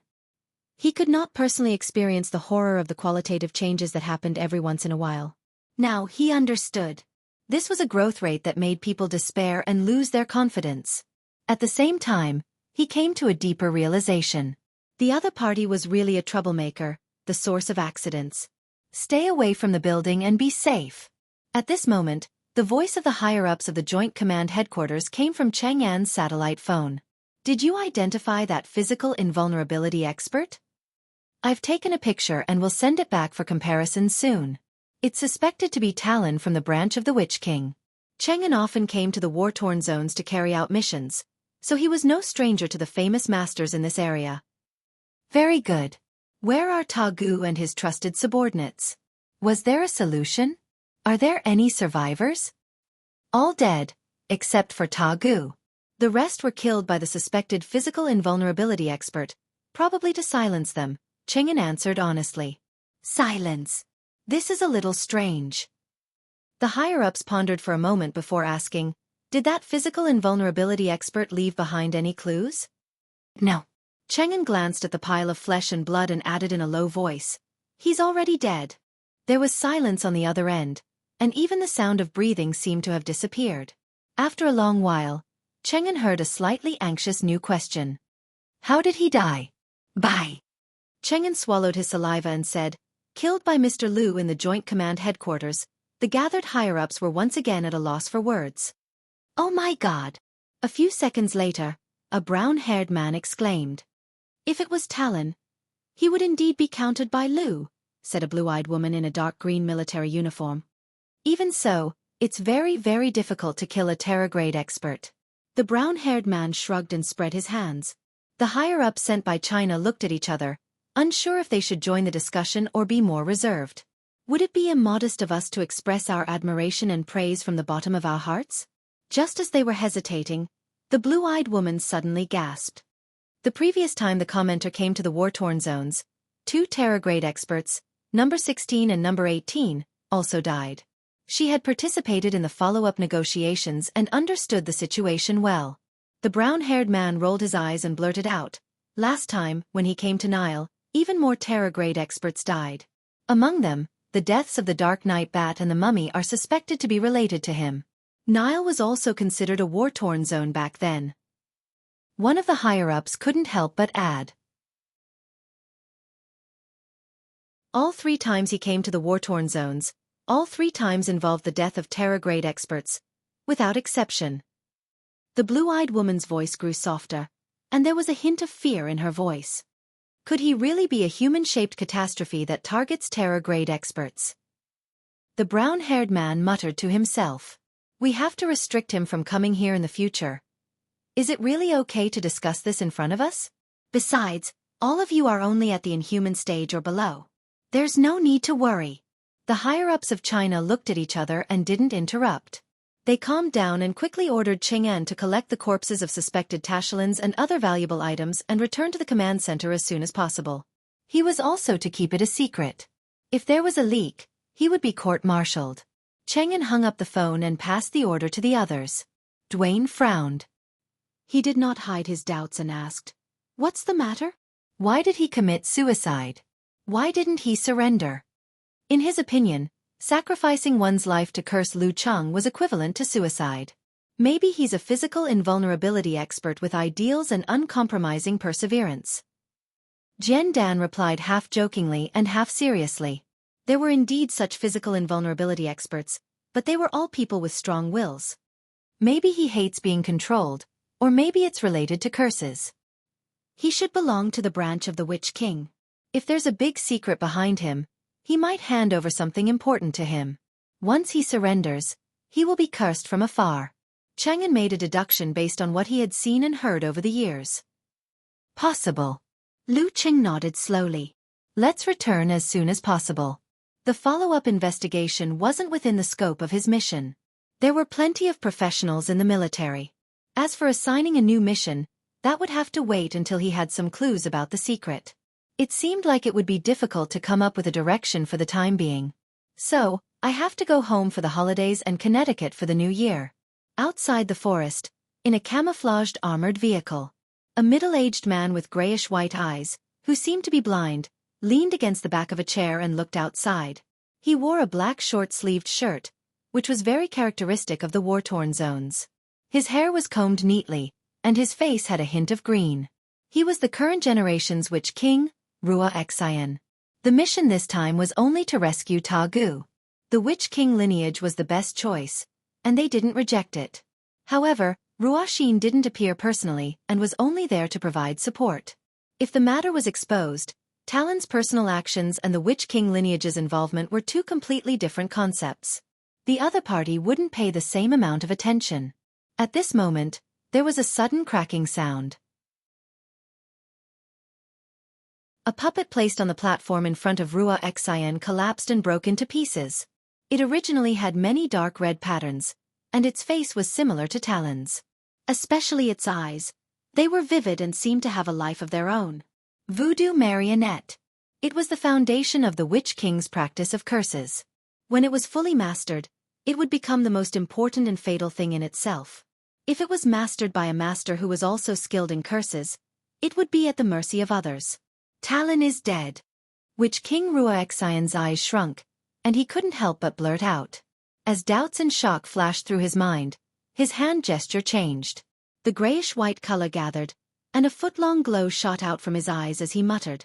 He wanted to use Talon's voodoo marionette to remotely connect with Talon's soul that had just passed away and find out what had happened before his death. The broken puppet flew up, burning fiercely with grayish-white flames. Within the flames, a scene quickly took shape. It was a scene of boundless darkness and bright stars. Immediately after, an extremely complicated seal script appeared. It suddenly rippled and extinguished the flames. Cough. Ruoxin tilted his head back and coughed. 2 streams of dark red liquid flowed out from his nose. He covered his nose with his hand. His eyes flickered and he instructed his subordinates, "Leave this place." In the military airport, Lu Cheng received a call from Empress Luo, Ning Zitong. "You really did cause an accident." This experienced senior beauty was a little helpless. After handing over the task and being escorted out of the territory, Lu Cheng laughed dryly. "That's their own problem." Ning Zitong was silent for a few seconds before saying, "Killing a physical invulnerability expert single-handedly is something you should be proud of for a while. Your master only managed to do it after years of immersion in the physical invulnerability stage. As for the merit, we'll investigate it later. If it involves a major problem, you don't have to do anything else. You can go and study the Restriction Sect Clear Jade chapter." "Thank you, Sister Ning," Lu Cheng replied happily. After hanging up, he wondered if he should brag to his master. However, after a long time, he still couldn't get through. It wasn't that there was no signal or that the phone was switched off, but that no one was picking up.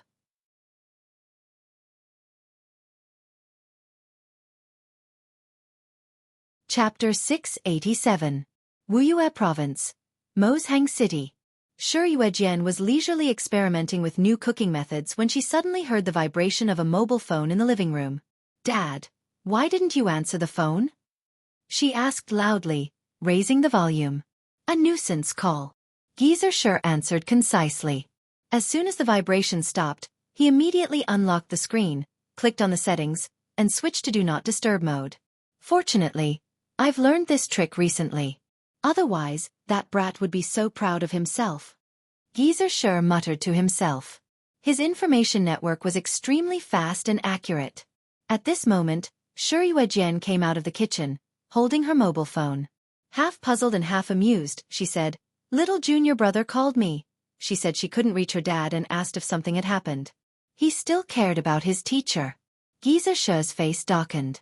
He reached out and took the phone unhappily. Lu Cheng hung up the phone with satisfaction and left the military base. He arrived at Huaqing Heishui Airport and flew directly to Xiaofan, the capital of Xing Province. When he landed, Yan Zhaka had just woken up and read the news. She was quite excited to talk about the strange abilities of the Witch King with him. While chatting, Lu Cheng put on the black-rimmed glasses that covered half of his face and hailed a taxi to Xiaofan City. When he was in Huiyuan, he had made an appointment with Jiang Fei and Qin Rue to have a meal before the holidays. When they were on holiday, he would have flown to America. He had to cherish this opportunity that came only once every 6 months. As his reputation grew, it was uncertain whether he would be able to enter the country in the future. Fortunately, Ku only had 1.5 years of courses left, which meant he could enter the country 3 times.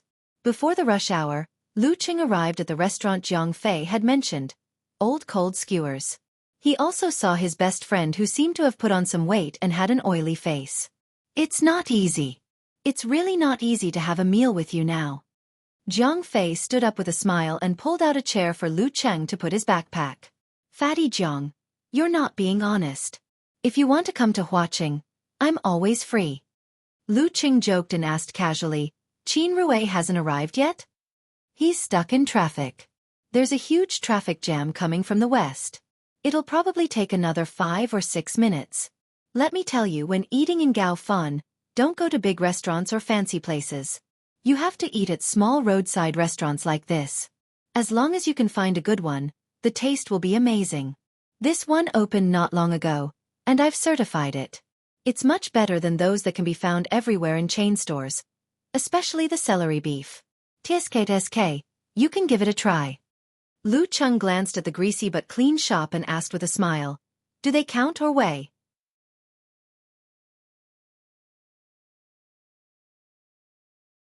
In short, find something else to do and experience a different life.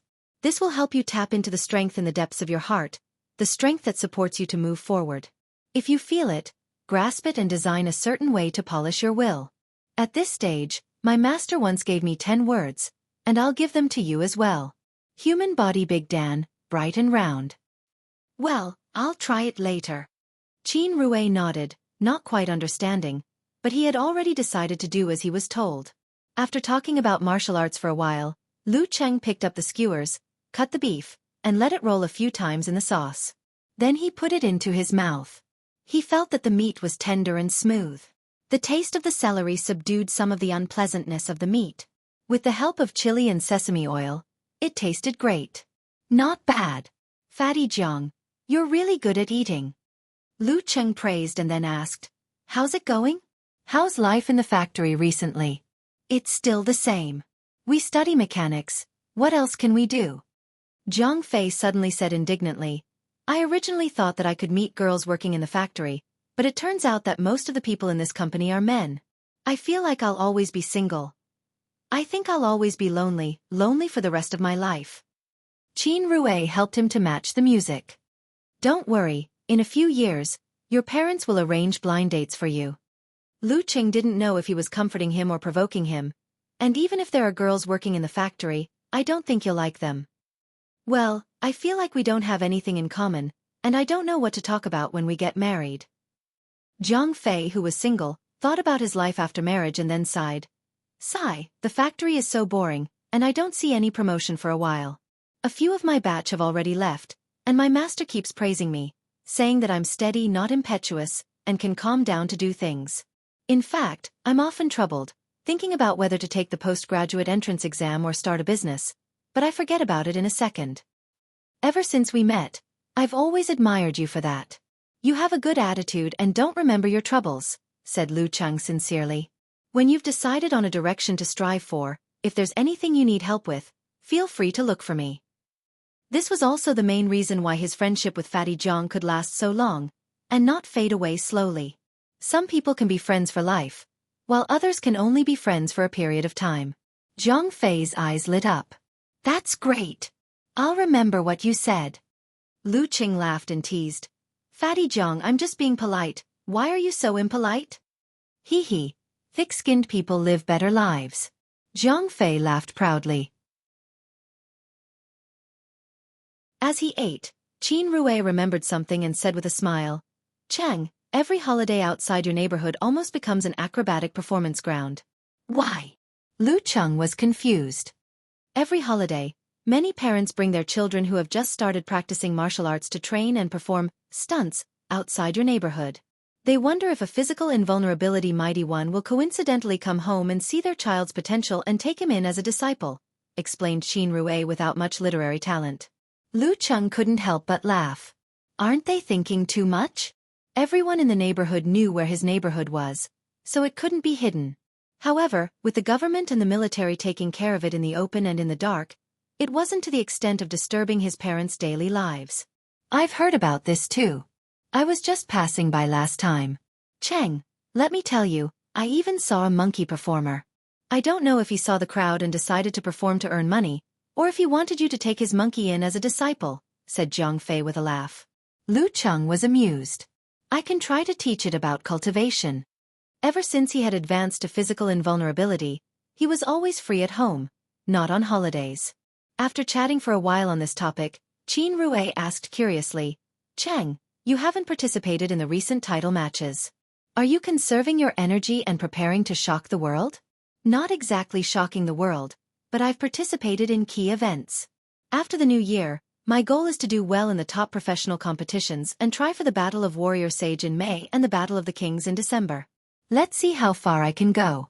As for the other title matches, I might give up or just familiarize myself with my opponents and practice my moves, answered Lu Cheng as he pondered. In May, I'll have been at physical invulnerability for almost a year. In December, I'll be at least a year and a half. Then I wish you a better ranking. Jiang Fei and Qin Rui picked up their drinks. The next day, Lu Cheng bade them farewell and boarded the high-speed train back to Xiaofan. Outside the window, dark clouds covered the sky. The weather was terrible. When he arrived at his hometown and walked out of the high-speed train station, he saw snowflakes fluttering in the air. Since Lu Cheng was born, it had only snowed 3 times in Xiaoshan. This was the 4th. Timely snow promises a bountiful year, exclaimed Lu Cheng with a smile.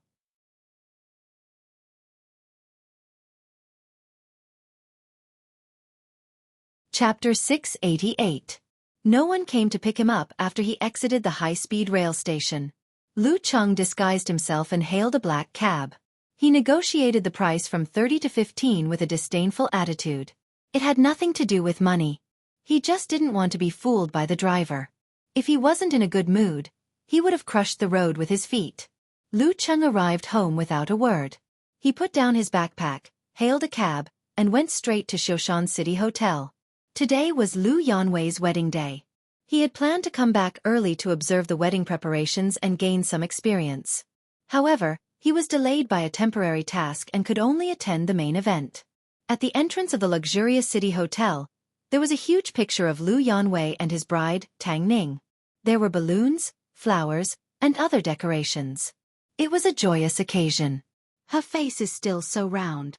Lu Cheng chuckled and took out the red envelope he had prepared in advance. To the left of the entrance was the place to sign in and receive cash gifts. Lu Yanwei and his wife stood there, welcoming guests with a smile. You're back. As a relative, Lu Yanwei recognized him immediately even though Lu Cheng was wearing black-rimmed glasses and a baseball cap that covered half of his face. He hesitated but didn't show it. Of course.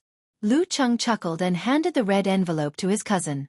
He looked around and said, "Let's talk about it later. There are quite a lot of guests." He turned to look at Tongning and called out with a smile, "Hello, Tongning." "Hello, sister-in-law." Tang Ning was a pretty girl from a humble family. She looked a little strange with the heavy makeup on her wedding day. She and Lu Yanwei were online dating. They dated for a long time and spent some time together in real life before they got married. She responded to Lu Cheng's greeting with a smile. When he entered the banquet hall, she came back to her senses. She opened her eyes wide and approached Lu Yanwei. She whispered in his ear, "Your younger brother? The famous younger brother?" "Yeah." Lu Yanwei smiled and nodded proudly. He squeezed the red envelope and found that it was so thin that he couldn't feel anything. He opened it curiously and saw only a piece of paper. He took it out and scanned it. It was a check. At this moment, he suddenly remembered the joke that Lu Cheng had made in the family group chat. "Then I'll close my eyes and press 0.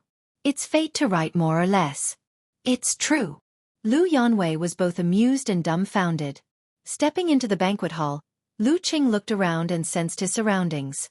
In an instant, he found his parents. They were helping to greet some familiar guests, such as his ex-neighbor, Zhao Zijuan, who was already a director. "His daughter and my brother went on a blind date. Wouldn't it be awkward for her to come to his wedding?" Lu Cheng complained in his heart. He leaned over and said in a low voice, "Dad, Mom, Uncle Zhao, Auntie Huang." Qi Feng glared at him. "Why didn't you come back last night? We have to hurry. All kinds of things happen when you're out there." Zhao Zijuan chimed in and responded to Lu Cheng's greeting in a slightly restrained manner. When he first approached Lu Jisheng and his wife, he thought that his son was acquainted with Director Xing and had a good relationship with him. Furthermore, his son had potential, background, and a bright future. Who would have thought that in just a few short years, he would have a bright future, let alone a Xiaofan prefecture-level city police chief. His status and identity no longer needed others to set him off. Thinking back, it was like a dream. Yeah, I haven't seen Fatty Jiang and Jiang Fei in a long time. Lu Cheng smiled. After a few words of greeting, Zhao Zijuan said goodbye and returned to his seat. After a few steps, he suddenly turned around and said with a smile, "Director Xing is here too." "Uncle Xing is here too? Where is he?" Lu Cheng was surprised. He didn't know his cousin. In front. Zhao Zijuan looked at Lu Cheng's disguise. "Do you want me to call him?" "No need. I'll call him directly." Lu Cheng waved his phone. "Okay, then we'll wait for the wedding to start." Zhao Zijuan and Huang Kun returned to their seats reluctantly. Lu Cheng dialed the number and walked out of the banquet hall to a secluded lounge. After a few minutes, he heard Xing Chengwu's hearty laughter. "You just came back?" "Yeah, I just put my luggage down and came back. I didn't expect to see you here." Lu Cheng greeted him with a smile. Xing Chengwu laughed and said, "I'm familiar with your brother. He has been following Erzi for 2 years and is familiar with the land in Xiaoshan. Some of the higher-ups didn't come because of their status, but they all sent gifts. TSK, he had made a name for himself. Even if he didn't follow Erzi, with such connections, he could do anything in Xiaoshan as long as he didn't break the law." Lu Cheng was surprised and happy at the same time. He joked, "Uncle Xing as the police chief, it's enough." Xing Chengwu replaced the retired director a month ago and officially took charge of the Xiaoshan police system. "Are you making fun of your Uncle Xing?" Xing Chengwu stared at him deliberately. "I'm the director and most of the people give you face." "I didn't mention anything." Lu Cheng spread his hands and smiled. He asked, "I heard that Sister Jingjing took the initiative to practice and won't be back until Chinese New Year?" As for where he heard it from, of course, it was his classmate Ku. She has the guidance of a physical invulnerability senior who specializes in illusion-type martial arts. She's making rapid progress. In 1 or 2 years, she might even reach the inhuman level and surpass me, her father. Xing Chengwu's face glowed with pride when he talked about his daughter's growth. "Like father, like daughter," Lu Cheng joked. Xing Chengwu chatted happily for a while, then suddenly sighed and said, "She's good at everything now, but she's still not willing to come into contact with men. Sigh, as parents, we don't ask for much. What we want is for our children to have a companion by their side when they grow up after we pass away. They can talk to each other, and they won't be alone in the house. That's what it means when young couples grow old. Actually, being a bachelor isn't bad. It's more comfortable and relaxing." Lu Cheng's voice gradually became softer and less convincing. Xing Chengwu's eyes were clearly saying that a man with a girlfriend who was about to get married had no right to say such things. Xing Chengwu wiped his hair with his hand that was as thick as a bear's paw and said, "Sigh, you don't have to comfort me. Your aunt and I have thought about it. Jingjing hates men. We won't force her. Anyway, it's fine as long as she has a companion. We can also accept girls." Lu Cheng was speechless for a moment. After a long time, he gave a thumbs up and said, "Uncle Xing, you guys are so fashionable." After chatting for a while, Lu Cheng and Xing Chengwu returned to the banquet hall and sat down. Lu Cheng was worried that people would remember his disguise, so he decided to show his real face. After all, the people at the same table were his grandparents, aunts, and cousins. But even so, as soon as he sat down, he felt many gazes on him. Some were excited, some were curious, and some were pointing at him and discussing animatedly. "Brother Lu Cheng, I finally understand what it means to be a public figure," Qi Yunfei, who was studying in university, said with a smile. Since leaving Xiaoshan and going to Gaofan, she had been dressing fashionably. Coupled with her cute and pretty face, she had many suitors. Just as Lu Cheng was about to answer, he suddenly saw a girl with big eyes, hunched over from the other side of the wedding platform. She took out her notebook and pen excitedly and nervously, saying, "Hello, Mr. Zhang." Lu Cheng, can I have your autograph?" "Okay." Lu Cheng casually took the pen and paper and scribbled his name on the paper. He wrote his name in a flamboyant style. At this time, he found that a few people were ready to move. He passed the pen and paper back and said to the girl with big eyes, You told them not to come together one by one, and not to ruin the wedding, right? Yes, yes. The girl nodded vigorously and then turned back. She lowered her voice and said to her companions, "He talked to me. He talked to me. So, you've forgotten what I've told you?" Lu Cheng had excellent hearing and almost covered his face. After the commotion, it was finally quiet. Qi Yunfei looked at him with a smile and took out a thick notebook and pen from her bag. "Brother Lu Cheng, I almost forgot if they didn't ask for your autograph. Come, sign it, every page." "Are you rebelling?" Lu Cheng said with a smile. "Brother Lu Cheng, Sister Feifei wants to be a profiteer." Chen Xiaoxiao, who was still in high school and still had baby fat, exposed her sister's purpose. Feeling the gaze of her cousin, mother, grandfather, grandmother, and others, Qi Yunfei smiled embarrassedly. "You don't know, Brother Lu Cheng's autograph is very valuable. It can be sold for so much."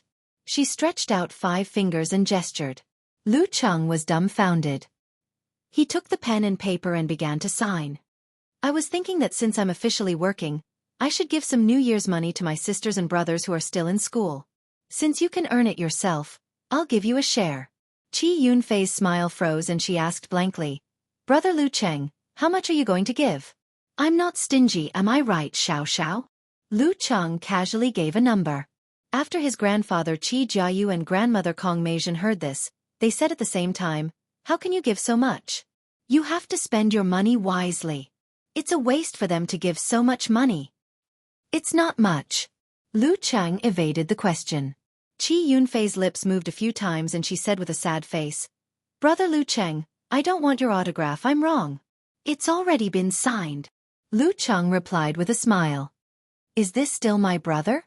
She was sad and indignant. Lu Cheng laughed and said, "Only real brothers are like this. I hate you." Qi Yunfei pretended to be teary. While they were fooling around, the wedding officially began. Lu Cheng took out his phone and took pictures and recorded videos to send to his wife.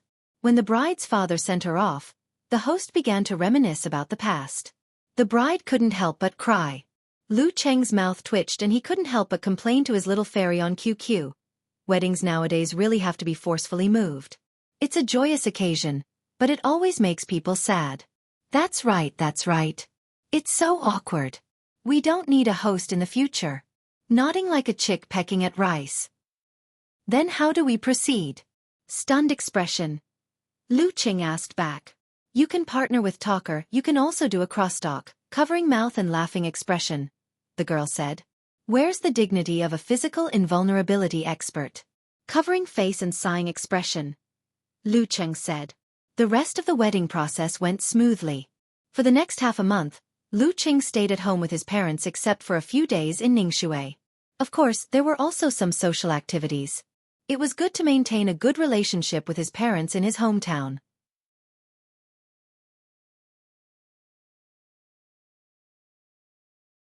Chapter 689. As New Year's Eve approached, Lu Cheng boarded a flight to America. After a long and bumpy flight, he finally arrived in Connecticut. After passing the security check, he secretly heaved a sigh of relief and praised, "You have the bearing of a great nation." After the Talon incident, they actually didn't deny him a visa. They didn't even find an excuse to deny him entry when all the necessary procedures were in place. This is the demeanor of a great nation with confidence. Lu Cheng let go of his hidden worries and his mood lightened. He followed the crowd and walked forward.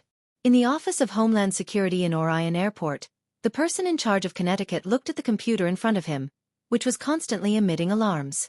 He picked up his cup of coffee, took a sip, and pretended to be calm. That bunch of idiots. F***ck them.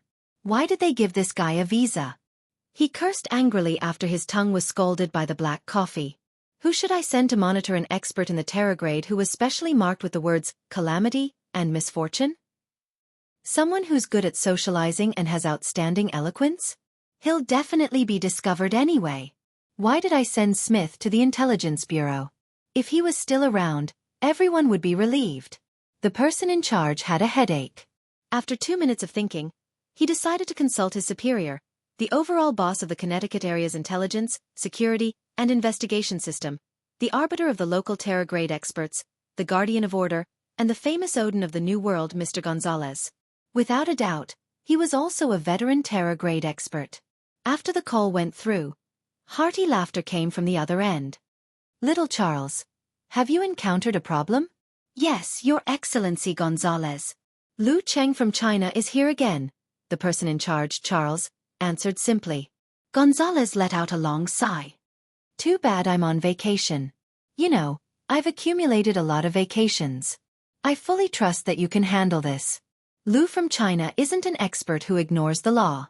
It'll be easy to coordinate and communicate well. Yes, Your Excellency Gonzalez. Charles put down the phone and fell into a daze. I just had dinner with him the day before yesterday. I didn't hear him say he was going on vacation. Covering his face with his hands, he calmed down for a few seconds before picking up the phone again. He called in an agent, the one with the least experience and background. Entering the arrival hall, Lu Cheng saw Ku at first glance.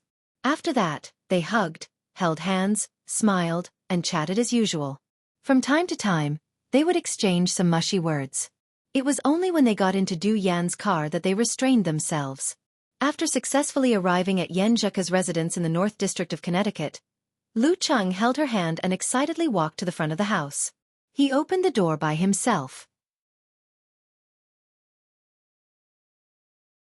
At this time, Yan Zheka rolled her eyes and suddenly said, "Oh, I forgot to tell you something."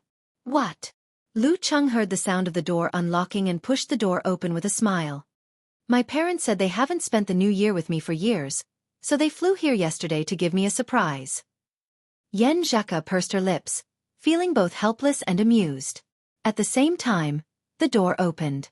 Empress Dowager Ji Mingyu, who was helping to clear the table, and Yan Kai, who was busy in the kitchen, came into view. Surprise! The corner of Lu Cheng's mouth twitched. He quickly put on a smile and shouted, "Auntie, uncle! Lu, you're here. It's almost time for dinner. Go put your luggage down." Ji Mingyu smiled calmly. Yan Kai also turned his body, looked over, and nodded in greeting. At this time, Yan Zheka leaned over and whispered in his ear, "I've prepared a new room for you on the second floor." "This?" Lu Cheng turned his head and looked at his wife. He smiled and said, "This is pretty good." A week passed quickly. Lu Cheng boarded the flight to Wuxia province. Recalling the festive atmosphere and daily life of the past few days, he couldn't help but laugh and shake his head. Sometimes, sneaking around is also a form of pleasure. But I can only stay for a few days. It'll be over before I know it. The next time will be in October. In between, he could only rely on Ku to return home during spring break and summer break. He came in a hurry and left in a hurry. Holding his phone, Lu Cheng looked out the window and watched the flight leave the ground. At this moment, other than Yan Zheka, who was reluctant to part, many of the big shots in Connecticut felt much more relaxed. Gonzalez ended his holiday immediately and bid farewell to the beach filled with sunshine and beauties. After staying with his master for a few days, Lu Cheng returned home for the 15th. Putting away his lazy and idle feelings, he embarked on the journey of the new year energetically. On the day he returned to Huaqing, he didn't rest and went straight to the Longhu Club. With the help of the Volcano Laboratory, he tried out the new idea that came to him in the past month. As the boss, and with his little fairy's instructions, he gave his assistant, Amen, and driver, Zhao Zhenhua, a big red packet each. In local terms it was called profit. After training and showering, Lu Cheng dried his hair. He asked Amen to ask if Empress Luo was in the office. After getting an affirmative answer, he went straight and knocked on the door. "Sister Ning. Happy New Year." He pushed the door open and cupped his hands with a smile. Ning Zitong was dressed in bright red but didn't look gaudy at all. Instead, it made her seem a few years younger. "You don't have to be so formal. Didn't we just call to wish each other a happy new year?" Ning Zitong fiddled with her bracelet and leaned back with a smile. "Tell me, what do you want to ask?" "I'm considered proficient in the fire sect, but I can't fall behind in the ice sect. I wonder if the military has a place like the Polar Laboratory nearby. I can't possibly fly to Moshang twice a week, right?" Lu Cheng went straight to the point. "There is. It's about a 2-hour drive." Ning Zitong smiled. "You can look for your master for this. Why ask me?" There's no need to trouble two people with the same problem. Lu Cheng answered in a good mood after solving the problem. Ning Zitong pondered for a while and said, although the follow-up investigation on the Talon incident hasn't yielded any results yet, from the reaction of the Witch King, Ruoxin, to disappear without a trace, it's not a small matter. The military and America are preparing to work together to reconfirm the direction and expand the scope of the investigation. You've contributed quite a bit. After some discussion, we've decided to let you comprehend the Restriction Sect's Clear Jade chapter in advance. Wouldn't that make it seem too official?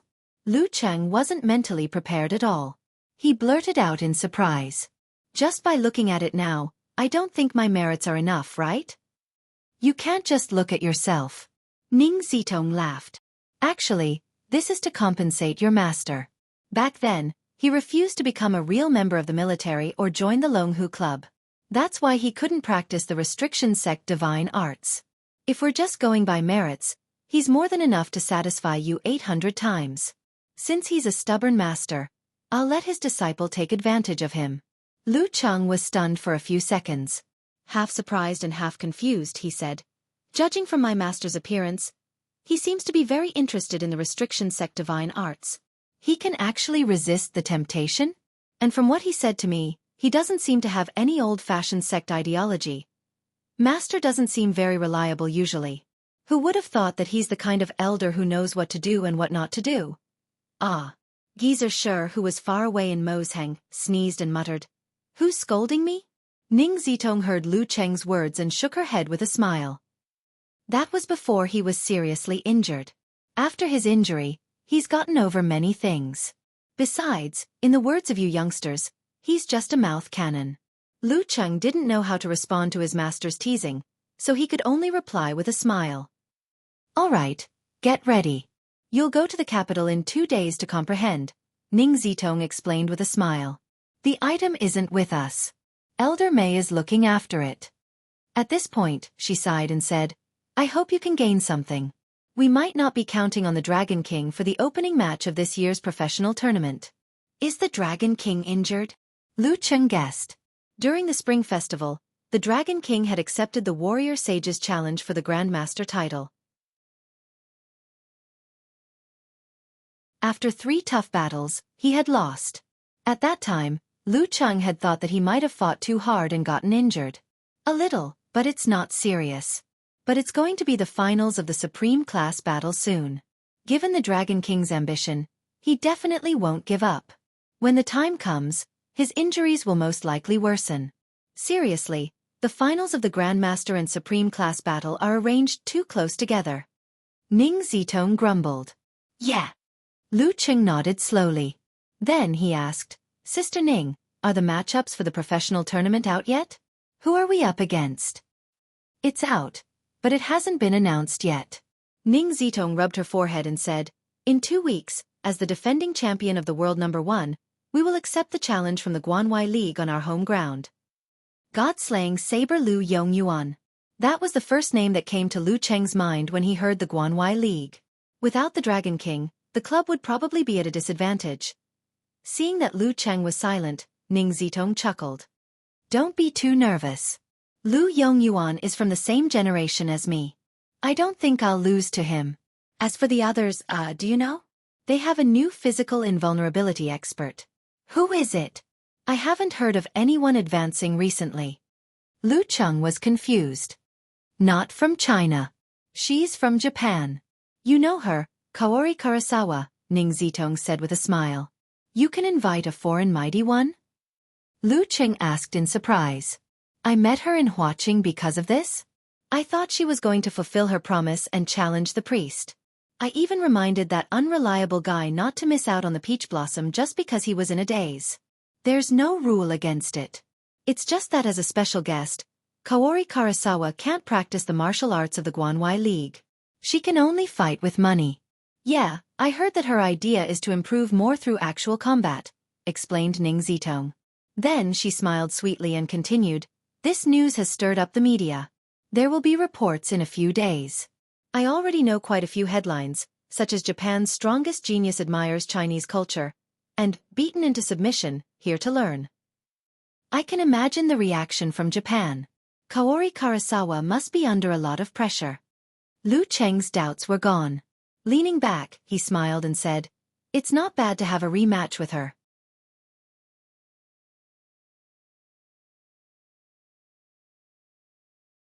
Chapter 690. 2 days later, in the still chilly capital. When Lu Cheng stepped into the courtyard house again, Elder May was tending to the flowers and plants leisurely and contented. He had changed into a black short robe, looking neither ancient nor modern. His silver hair was much thinner, and the loneliness in his eyes was more apparent. "Greetings, Elder May." Lu Cheng bowed respectfully. Old May raised his head. His eyebrows, which were about to pop out of his face, twitched twice. "The second room on the left." "Thank you, Elder." Lu Cheng didn't waste time. He strode towards the left side of the courtyard. Elder May lowered his head and focused on the flowers again, as though nothing else mattered to him. Lu Cheng stepped onto the stairs and stopped in front of his destination. He stared at the windowless room for a few seconds before pushing open the door with a mottled bronze lock. The door creaked for a long time, and the scene inside slowly appeared before his eyes. The floor was paved with green bricks, and there was nothing on it. The spacious and cold feeling was obvious. It was as though even in summer, this place would still feel like late autumn. Lu Cheng didn't look around. Instead, his gaze was attracted by a painting hanging on the opposite wall. It was dark all around, unaffected by external light. He could only vaguely make out a Taoist in the middle of the painting. It was a Taoist who bore some resemblance to the heavenly primogenitor statue in the Taoist temple. Even with Lu Cheng's current realm and strength, he couldn't see it clearly. Instinctively, he took a few steps forward into the room and got closer. Light gathered in his eyes, as though a huge sun had taken shape. It shone in front of him, trying to pierce through the darkness. At this moment, his vision blurred. The surrounding was covered in boundless darkness. In the distance, bright spots, pure white and dazzling, moved slowly along a mysterious path. The universe of stars. Why did it appear naturally? Just as this thought flashed through Lu Cheng's mind, he suddenly saw a jade-white palm pressing down on him. Its 5 fingers clenched, and the center of its palm was dark and deep. The starry sky and the universe became smaller and smaller, more and more solidified. Crack! The stars were destroyed one by one, and the darkness rapidly shrank to a single point. Shortly after, it spurted out and split into pieces. Thump thump thump. Lu Cheng took a few steps back until he was outside the room. Blood seeped out of his eyes, ears, mouth, and nose. He was clearly dispirited, and his head was unusually painful. In just a few breaths' time, he felt like he had fought a tough battle with the Dragon King and the Warrior Sage. This is the Forbidden Sex Clear Jade chapter? What kind of realm did the senior who created this divine technique reach? Is it something that can only be encountered but not sought? Amidst his thoughts, Lu Cheng sat down cross-legged and regulated his breathing. Then, he visualized the wholeness and confrontation formula in an orderly manner before entering a deep sleep. An hour later, he opened his eyes. His spirit had recovered. Exerting strength in his back, he stood up and stepped into the room again. He looked at the picture scroll shrouded in darkness. The scene was the same as before, but it lasted a few seconds longer than before. 2 times, 3 times. When he endured the pain from his deep sleep and wanted to continue comprehending, he saw old May, who was wearing a short black robe, standing at the door. Go back, ponder and comprehend more. Before stepping into the forbidden domain, every martial artist will seek different scenes due to their own foundation and knowledge. Even the same martial artist will have slight differences in their comprehension after a period of time. Old May said calmly, as long as you complete a mission every year, you can come here to comprehend once. Hee, don't bite off more than you can chew. Digest what you've learned before. Yes, Senior May. Lu Cheng suppressed the melancholy in his heart. He turned and walked towards the door of the courtyard. Just as he was about to leave, he suddenly turned back and asked, Senior May, can I share my comprehension of the forbidden sex divine techniques with others? If the other martial artists don't mind. Old May smiled faintly. A few days later, the finals of the Supreme Class battle began. The defending champion, Warrior Sage, Qian Donglu, the challenger, Dragon King, Chen Qitao, the clown, Gu Jianxi, and the Wisdom King, Zhihai. It was a single round-robin competition. If the three of them had the same results and formed a closed loop, there would be additional matches. Lu Cheng and Empress Luo's worries came true in the first match. Due to the drawing of lots, the Dragon King faced the warrior sage head-on. This time he won, but he was heavily injured. After that, the Wisdom King, Zhihai, took advantage of the internecine battle between the legendary twins. He won all 3 matches and became the Supreme Class Mighty One of this year, obtaining his second individual title.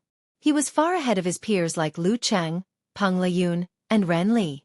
Not long after the Supreme Class battle ended, the flames of war reignited in the top professional matches. A new season was about to begin. The previous world number 1, Longhu Club, was in charge of this. They would be stationed at MT Crimson in Huaqing to welcome the challenge from the Guanwai League. On Friday afternoon, the sky was gloomy and the humidity was heavy. A luxurious minibus drove out of the airport towards Guyue Hotel. On the bus sat the physical invulnerability experts of the Guanwai League and their assistants. Kaori Karasawa wasn't wearing her kimono anymore. Instead, she had changed into the Guanwai League's away martial arts uniform with a white base and red embellishments. The Fuka Jimaru was hidden in its scabbard across her knees. From the corner of her eye, she observed Lu Yongyuan, who was sitting by the window opposite her. His hair was neatly combed back, and he was calmly admiring the scenery outside. The world-renowned god-slaying saber was standing calmly beside him, leaning against the seat. Its dark green scabbard shone faintly. Kaori Karasawa didn't retract her gaze. Instead, she adjusted her sitting posture as though she was imitating him. Just like when she first entered the Shinjai sect and was accepted as a disciple by her master. In those few years, she, who was still very short, had always imitated her master's every move, be it in terms of martial arts or daily habits. Through this, she cultivated her bearing and adjusted her mind. Only when she had mastered kendo did she slowly develop her own style. Master once said that every mighty one starts by imitating their seniors. Now, I'll treat it as me starting anew. I'll start by imitating Senior Lu. He was a grandmaster of saber techniques, and had certain similarities with Japanese kendo. Her master had once visited him in his prime and sparred with him in kendo. He was sincerely convinced by Lu Yongyuan and believed that the current him was even better than before. It was because of this relationship that she was able to bypass the obstacles and enter the Guanwai League. A mighty one of saber techniques, who could make her master revere him every time he mentioned him, was indeed someone worth imitating. Kaori Karasawa felt that she had once again found the passion she had when she first started practicing kendo. The biggest obstacle now is language. At this moment, the sky darkened even more. The pitter-patter of rain suddenly fell, blurring the car windows. Spring rain. Kaori Karasawa thought in a daze. Suddenly, she heard Lu Yongyuan mumbling to himself in a low voice. It's raining. Outside the window, the rain was getting heavier. The dark green scabbard beside Lu Yongyuan let out a continuous and long groan. It was as though the dullness had disappeared and was replaced by joy. It was as though a real dragon had finally broken free from its shackles and was soaring in the sky, summoning clouds and rain. Clang! The hum of the saber reverberated. Kaori Karasawa seemed to have been touched by something, but couldn't think clearly. It's raining. Ning Zitong sighed as she looked out of the window in the Longhu Club conference room. It's not like you haven't seen rain before, Coach Yen replied impatiently. He then looked at Lu Cheng and Guojie. Let's continue talking about the Guanwai League. Okay. Having lived in Huaqing for so long, Lu Cheng was used to rain, even if it was the first rain of spring. Guojie didn't even look sideways.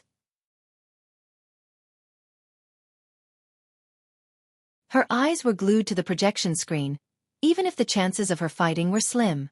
As for the Dragon King, he was receiving comprehensive treatment in the hospital and would only be able to fight again in another 10 days.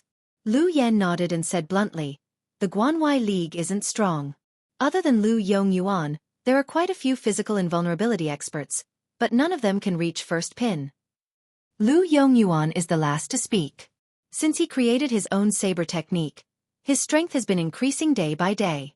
Now that he's qualified to fight for a title, we have to take him seriously.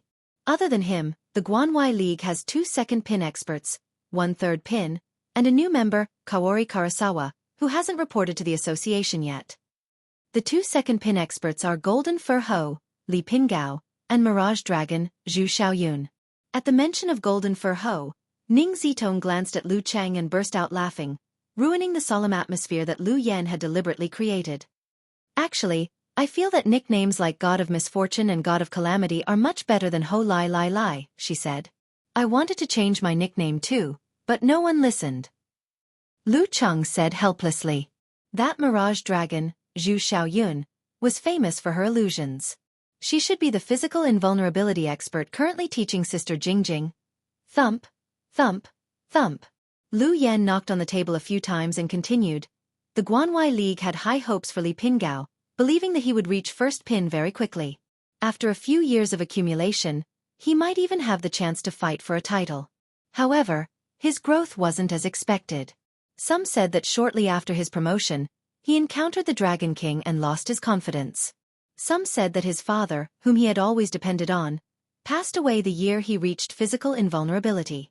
This left him devastated.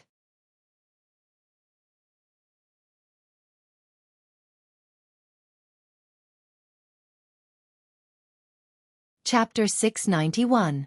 Lu Cheng had never expressed his opinion on people he didn't know well enough. He listened quietly as Coach Lu Yan continued.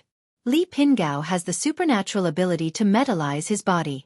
Guanwai League also has a similar physical invulnerability martial arts. Hence, he chose this path instead of the dark sect. His speed, strength, agility, endurance and recovery are all outstanding. His style is bold and aggressive. The nickname Golden Ho isn't just for show. Why do I feel like you're scolding me? Lu Cheng covered half of his face. Ever since he reached physical invulnerability, Li Pingao has disappointed the older generation of Guanwai League experts time and time again. He's become quieter and quieter, Ning Zitong added. This reminds me of a saying, if you don't explode in silence, you die in silence. You can't underestimate him. At this point she sighed. When the top professional competition was first established, Guanwai League was one of the top 3 powers. Every physical invulnerability expert of the older generation was a force to be reckoned with. It's a pity that after a few decades, the old are old, the young are young, and the useless are useless. Other than Lu Yongyuan, they don't have anyone else. They're always at the bottom of the rankings and might be demoted if they're not careful. To the top powers, even a physical invulnerability expert like Li Pingao is considered useless.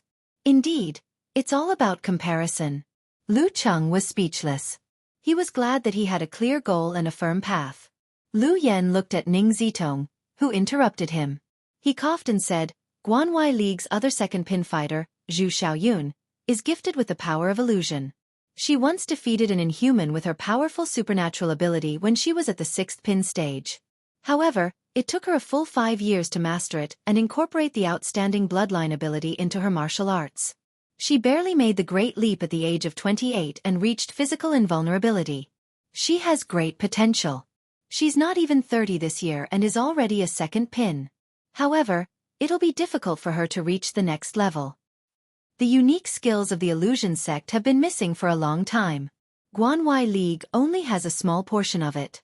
Although the dark sect has similar content, it's only one aspect. Zhu Xiaoyun will either be stuck at her current level or like Lu Yongyuan, she'll be able to integrate all her knowledge, bloodline power, and insights to find her own path and create her own martial arts. If that's the case, her future will be limitless and she's qualified to fight for titles.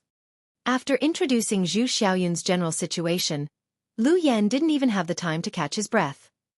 I think she's Lu Yongyuan is. She sees Lu Yongyuan, and Lu Yongyuan. I think. She. Hearing Ning Zitong mention Zhu Xiaoyun's hobbies, Lu Yan's face darkened. He looked at Lu Cheng and said in a deep voice, her illusions have already reached the level of passing off falsehood as reality, which is a perfect counter to enemy heart-freezing move. However, you still have the ability to predict danger. If you encounter her, your chances of winning are very high. Yeah. Lu Cheng nodded solemnly, but in his heart, he was wondering with great interest what kind of dark history Zhu Xiaoyun had in her hands. Seeing Lu Cheng's good attitude, Lu Yan nodded in satisfaction. The two of them, together with Lu Yongyuan, were the main force of Guanwai League last year. Third Pin Zhang Shiduo was the substitute. If two or more of them were injured, the older generation mighty ones would step in. Otherwise, they would pick one of the disciples close to the physical invulnerability stage to experience actual combat. However, they've added Kaori Karasawa from Japan this year. I don't think there will be such a situation. Zhang Shiduo, 29 years old. He's been a physical invulnerability expert for more than 2 years. He's 196 meters tall, but he's still growing. He specializes in the unique skills of the Dark Sect and often acts impulsively. If nothing goes wrong, he'll be the substitute tomorrow. Kaori Karasawa has just made the great leap a few months ago. There's no record of her fighting at this stage. Her exact strength and standard are unknown. She might be a surprise fighter. After analyzing them one by one, Lu Yan's expression turned solemn. Empress Luo's style gives her an obvious advantage against weaker opponents. We can't let her face Lu Yongyuan directly. Lu Cheng, you'll be the first to fight. Regardless of whether it's Li Pingao, Zhu Xiaoyun, or Kaori Karasawa, you have to win. This is a small request. You can do it, right? Then, try your best to exhaust the second martial artist. If Lu Yongyuan is the vanguard, things will be much simpler. Guojie, you'll be the second to fight. Before Lu Yan could finish, martial arts fanatic Guojie blurted out, "Me." Shouldn't the opening battle be a safe one? As the coach of a first pin expert, our chances of winning will be higher if you fight. Not confident? You don't want to fight? Lu Yan didn't answer her question. Instead, he asked her a question with a serious expression. Yes. Guojie did not hesitate and answered resolutely. Her face was filled with excitement and excitement. Great. No matter who you're up against, you'll be a battle-hardened fighter. You only have one goal, victory. Lu Yan turned to Ning Zitong. After Guojie exhausts the third martial artist of the Guanwai League, you'll finish the rest. At that time, it shouldn't be a problem for Lu Yongyuan or anyone else. Ning Zitong replied with a calm smile. She continued to talk about the most likely arrangement of the Guanwai League. After Lu Cheng and Guojie left, she frowned and looked at Lu Yan. Why did you suddenly let her fight? She's at the standard of a second pin. She's no longer a fledgling, said Lu Yan. It's time to give her some pressure. What pressure can there be if you only let her fight in a match that she's sure to win or in an individual arena that concerns herself? Only in such an important situation where she might lose can you truly baptize her. Or are you willing to let her learn from the Dragon King and risk her life in a war-torn zone as a physical invulnerability expert? We're not young anymore. We have to focus on the future and give them a chance to step up. Ning Zitong listened in silence. After a long while, she puffed her cheeks like a little girl and sighed. You'll always be more rational than me. The next morning, the blue sky was clear and tranquil. The spring breeze brought some warmth that made one feel exceptionally comfortable. Lu Yongyuan practiced the most basic moves like splitting, slicing, parrying, chopping, and vibrating dozens of times. He was as focused and devoted as when he first started learning the saber. If a mighty one were to pass by, they would be shocked to find that the most basic moves were flawless in Lu Yongyuan's hands. They could even be called perfect. Moreover, every time the same move was performed, there wasn't the slightest difference. Be it the angle or the traces, it was as though he had copied them. When Lu Yongyuan displayed his saber moves, the layers of light expanded like a rolling snowball, giving off a different vibe. It was the same move, the same scene, and the same saber strike, but there were subtle differences. It was as though the moves were changing according to the time and circumstances, but they were never repeated. Without permission, Kaori Karasawa didn't dare to observe the tempering of the god-slaying saber. However, when she practiced her swordsmanship, she felt that there was a hidden charm around her that was long and profound. As there was a competition today, the physical invulnerability experts of the Guanwai League didn't train for too long. They were mainly adjusting and resting. After lunch, they boarded a luxurious minibus and headed to the outskirts of Mtichixia. Along the way, Lu Yongyuan closed his eyes and leaned back as though he was taking a nap. When they were about to arrive, he suddenly opened his eyes and said to Kaori Karasawa, "You have a solid foundation and have mastered the swordsmanship of the Shinjai sect. Moreover, outsiders don't know about it. This is the perfect opportunity to give Longhu a surprise. After the translator conveyed the message, Kaori Karasawa's eyes widened. Senior, you want me to fight? At this moment, Li Pingao, Zhu Xiaoyun, and Zhang Shiduo all looked over. Yes, catch them by surprise. Lu Yongyuan replied calmly. You will start the game. Okay. Kaori Karasawa was stunned for a moment before replying with vigor.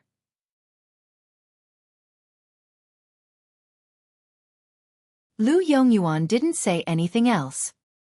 He looked ahead and said, I'll be the second. I'll bridge the gap and break through the obstacles. If I can meet Empress Luo in my peak condition, it'll be good. If I can't, she won't be able to hold on. Xiaoyun, use your illusions to deal with her. You will have a chance. Yes. Zhu Xiaoyun's voice was deep and masculine. She was of average height, with wheat-colored skin. Her facial features were elegant, and her eyes were beautiful. Zhang Shiduo didn't have any objections to this arrangement. Li Pingao, whose skin had a slight metallic luster, was even more silent. The car circled around the mountain road and finally arrived at the parking lot. Following the passageway, Kaori Karasawa and the rest felt the dry and scorching air. They saw the crimson arena, in the middle of the road that was protruding from the depressions. Longhu Club. Fiery Hell. The audience was gradually arriving and entering the glass rooms and corridors at the edge. This is the battle between the top forces of China. Kaori Karasawa took a deep breath and smelled the burning smell. Her grip on the fugu ball tightened subconsciously.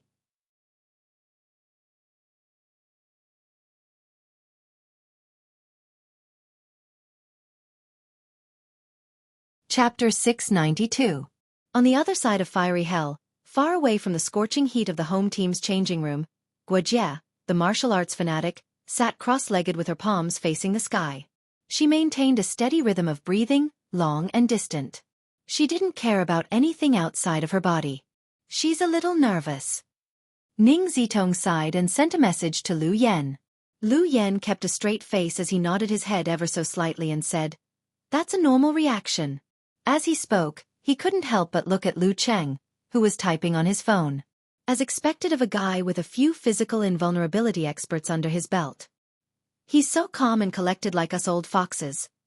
Lu Cheng ignored the coach's gaze and sent a message to his wife with a smile. What should I do? The little newbie of the top class is trembling. It was the weekend, and Yen Zhaka, who had mastered the wholeness formula, decided to indulge herself and stay up late to watch the opening match. That's not what you said when you challenged the warrior sage. Looking up at the sky expression, mercilessly exposed his pretense. Lu Cheng replied, covering face expression. I was too excited back then. What about now? Rolling eyes expression. Yen Zhaka replied. I'm considering many things now. For example, if I were to meet Lu Yongyuan in the opening match, what would I be able to do this time? For example, if Fiery Hell weakened my ice sect secret arts, it wouldn't be a home ground advantage. Lu Cheng replied seriously. For example, how to flirt with my little fairy. Pfft, you're quite carefree. You've even learned how to tease me. Bristling with anger expression. Yen Zhaka burst out laughing. Lu Cheng chuckled. This is one of the effective ways to control nervousness. And after so many life and death battles, he was quite confident. After chatting for a while, Yen Zhaka changed the topic. Your fan forum has been super lively these few days. Why? Lu Cheng was puzzled. Because he was going to be the main player in the Longhu Club's new year? During this period of time, other than chatting with his wife and occasionally calling home, he was in a semi-secluded state. He was racing against time to digest what he had learned from the restriction sect. Clear Jade chapter.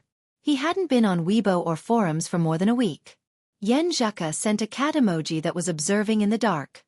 Isn't little Wonton studying in Huaqing? She bought tickets to today's competition and wants to cheer for you on the spot. Xiao Ling, Brahman, Nye Chi-Chi, and Unparalleled Dragon King have all asked her to cheer for you. Lu Cheng suddenly realized something. I forgot that little Wonton is studying here. Yen Zhaka praised him in her heart. Cover your mouth and laugh expression. Do you want to design a special celebration for them? As a mighty one with physical invulnerability, keeping a low profile and paying attention to your image is the way to go, replied Lu Cheng jokingly. I don't want to talk to you anymore, Uncle Cheng. Yan Zheka replied with an emoji of indifference. Lu Cheng took the opportunity to tease him. Lu Yan couldn't take it anymore. He walked over and said after some deliberation, Don't worry. It's going to start in about 10 minutes. You're the first one, so it's best to adjust your condition. I planned to do it when there were only 10 minutes left. Lu Cheng gave a hollow laugh and said, All right. After answering, he immediately lowered his head and complained tearfully to his wife. I was despised by the coach. I have to focus on preparing for the competition. Haha, I'll seriously despise you for 5 minutes too, replied Yan Zheka without any sympathy. Keeping his phone, Lu Cheng stood up leisurely. First, he moved his neck left and right. Then, he slowly executed a set of moves. His movements were relaxed and his rhythm was sluggish, like an old man doing morning exercises. However, each of his punches and kicks were full of charm, giving people a continuous and natural feeling of transcendence. After completing a set of moves, Lu Cheng's thought settled and his ice heart formed. The qi and blood in his body were like a melting river, flowing gradually and converging into a flood. This kid is a little different after comprehending the clear jade chapter. Ning Zitong watched thoughtfully. She sent a telepathic message to Lu Yan and sighed. Lu Yan replied without a change in his expression. Wasn't it the same when we comprehended it back then? At this moment, the cheers outside grew louder. The curtains of the new top-class professional competition were about to be lifted. After a while, Lu Yan looked at Wuxia, who had opened her eyes, and Lu Cheng, who had finished adjusting his condition. With his hands behind his back, he walked out of the changing room. Let's go. Unlike usual, this was the opening match. There was a short ceremony between the two fighters. Lu Cheng flicked his navy blue martial arts suit and followed behind Lu Yan to the arena. The ground beneath his feet was erupting with fire. The cheers of Long Hu shook the mountain. Looking around, he saw the petite little wonton. Wearing a pair of orange-rimmed glasses, she was still in the prime of her youth. When she saw Lu Cheng coming, she waved her hands excitedly, completely forgetting the advice of her channelmates. When Lu Cheng nodded and looked away, little wonton finally remembered the main point. She quickly took out a short navy blue banner from her backpack. Pulling it apart with both hands, she raised it above her head. There was no name on it, only a few big words. We'll be here if you're here. Glancing at it from the corner of his eye, Lu Cheng suddenly remembered the support from last year. When he was at his lowest point, they still stood by him. His heart was instantly filled with warmth. In front of the computer screen, Yan Xiaoling covered her face and sighed. She replied in the live thread. We shouldn't have let little wonton do this. She's too short and not eye-catching enough. Half of it is blocked. Unparalleled Dragon King immediately replied with a funny face. No matter how short she is, she's still a few centimeters taller than you. Who gave you the confidence to say that? Inner height. Yan Xiaoling habitually made fun of herself. After the simple ceremony, Lu Yan, Lu Yongyuan, and the rest retreated to their respective changing rooms, leaving only Lu Cheng and Kaori Karasawa in the middle of the arena. Please enlighten me, Lu Kuan. Kaori Karasawa bowed politely. She was very unfamiliar with Hua Nation. After knowing that her opponent was Lu Cheng, she asked the translator to give her the pronunciation of these 5 words. Then, she memorized them and repeated them mechanically. Lu Cheng cupped his hands and replied with a smile, I've been looking forward to a rematch with you. Kaori Karasawa didn't understand. Her eyes widened in confusion. Both parties pulled apart and retreated to their designated spots. At this moment, on Japan's largest otaku forum, there were many discussion threads. There were many replies, and it was even more popular than other news. Kaori-chan looks cute in this. Why did she abandon us and go to China? For kendo. Kaori-chan is the most charming when she's serious. Who's her opponent? He looks familiar. I remember now. He lost to Kaori-chan in the previous King of Youth Pro League. He has also entered the realm of gods and devils? Unbelievable. Apart from the true martial arts fanatics, Most Japanese only knew about the mighty ones in their own country. They weren't interested or free to know who had reached the physical invulnerability stage in another country. This was the norm in all countries. In the eyes of those who paid attention to this matter, every physical invulnerability mighty one was famous. However, if you were to ask an ordinary person from another country, they would only reply with a puzzled expression, "Who is he?" Seeing that most people didn't know much about Lu Cheng, an enthusiast stepped forward to explain. Don't underestimate him. Back then, he overtook the champion of the King of Youth Pro League by half a step. He was weak before because he started training late and didn't have the time to become stronger. This is a true mighty one, from the heart to the body. If Kaori-chan doesn't improve beyond expectations, the chances of her losing this match are higher. After reading the explanation, many people replied, he doesn't look like one. Idiot. It's because of the TV broadcast. It can't show that kind of temperament. I want Kaori-chan to win, but I also want to see her teary face. What a contradiction. Pervert. The atmosphere of the forum quickly turned cheerful. Even with the reminder, they still lacked a direct understanding of Lu Cheng's strength. For the two with communication barriers, the 3-minute conversation turned into a pure battle of aura. Kaori Karasawa was calm as she stood amidst the gushing flames. It was as though she was in an ancient meditation hall in the depths of the Hinzai Ryu dojo. The floor beneath her feet was smooth and old, the trees outside the window were overgrown, and the moonlight was cold. There was no one around except for the Buddha statue. The solemn Buddha statue stood tall, overlooking the tranquility of the mortal world. She sat cross-legged and looked at it with her eyes closed. Her body and mind were empty. Without any obstacles or barriers, everything around her jumped into Kaori Karasawa's mind. An indescribable and invisible feeling surfaced. Eye of the mind. This was one of the fundamentals of the Shinzai Ryu Kendo. It was similar to the combination of enemy heart-freezing move and prediction ability. However, both aspects were lacking. Kaori Karasawa saw the magma waiting to erupt underground, saw Lu Cheng, and saw a crystal-clear soul that was like a mirror on all sides. She saw her own reflection in the mirror. Every detail was exposed and exceptionally clear. Her mind jolted and she almost left the eye of the mind state. Calming herself down, Kaori Karasawa maintained her state. She calmly opened her eyes and made eye contact with Lu Cheng.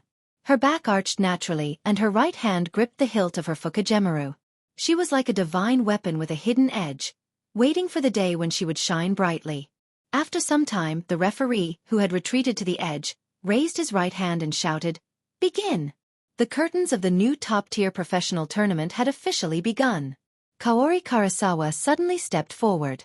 Her body rippled like water and appeared before Lu Cheng in a flash. Clang! A bright white light shone, so fast that no one could see its trajectory. Ground shrink. Unsheath. To Kaori Karasawa, the combination of these two ultimate moves was as easy as breathing or eating. She was fast, and so was Lu Cheng. As Kaori Karasawa ground shrink, Lu Cheng stepped forward and closed the distance between them. His right fist hammered down heavily, hitting the side of the katana to stop its edge from slicing through the air. If not for Kaori Karasawa's shocking speed of ground shrink, he could have pressed down on her palm and pushed the katana back into its scabbard. Kaori Karasawa didn't panic. Instead, it was as if she had returned to the meditation hall and saw the Buddha statue. Clang! The empty scabbard in her left hand pierced out towards Lu Cheng's lower abdomen. It was comparable to unsheath. This was a sure kill move. Shinzai Ryu takedown, double dragon takedown.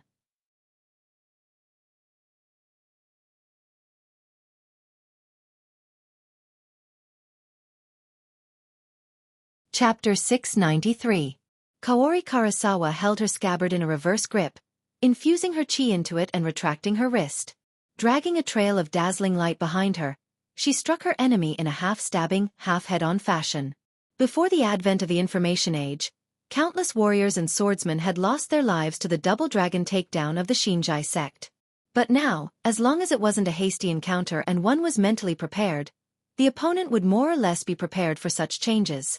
As expected, Lu Cheng retracted his left arm and punched across his chest. His fist landed awkwardly on the scabbard with purple flames. Bam! Bam! 2 consecutive bangs and dazzling light scattered. Both of Kaori Karasawa's attacks were firmly blocked. However, her heart was as calm as an ancient well. She didn't show the slightest sign of depression, as though she had already expected this. Clang! She bent her right elbow and swung it away. Her long saber slashed out at lightning speed. Its sharpness was bone-piercing. Wherever it passed, droplets of water formed in the air and vaguely formed clouds. This was the Flying Bird takedown, a weakened version of the Shinjai Sect's Flying Dragon takedown. But when used by the current Kaori Karasawa, its speed was almost on par with the Flying Dragon takedown Lu Cheng had used when they first met. Boom! Lu Cheng straightened his arm and punched upwards with his heavy fist. It landed on the saber and covered it in a layer of crimson red. That was then and this was now. The current Lu Cheng was even more different from the past. Boom! Kaori Karasawa's scabbard followed closely behind. Her swallow return was tight and swift. It presented a ferocious momentum that was a stark contrast to her quiet, pretty image. Kaboom! Kaboom! Kaboom! Kaori Karasawa's chi pierced through the rainbow. Her blowfish ball and scabbard alternated swallow return, unleashing wave after wave of slashes. Yan Xiaoling and the rest in front of the screen subconsciously held their breaths as their hearts raced. 3 swallow return, 4 swallow return, 5 swallow return. Kaori Karasawa had exceeded her previous limits effortlessly. The gleam of her blade overlapped with each other, and it was hard to distinguish the two from the afterimages. The ball of light grew bigger and bigger. Lu Cheng raised both of his arms. His fists were covered in purple flames.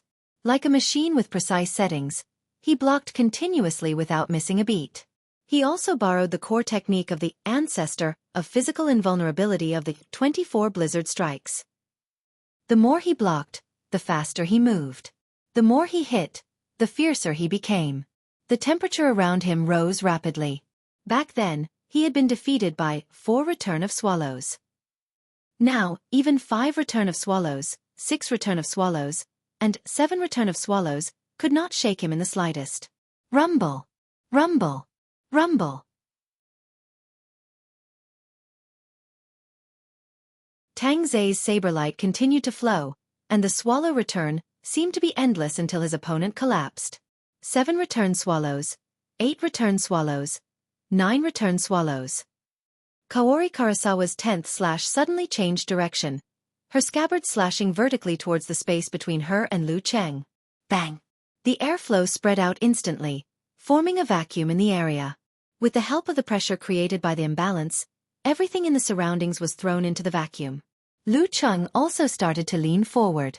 Shinjai Sect, vacuum extraction. Snap! Kaori Karasawa's right hand paused for a moment, followed by an almost inaudible compressing sound. Vacuum extraction, followed by flying dragon extraction, was the sure kill combo of the Shinjai Sect.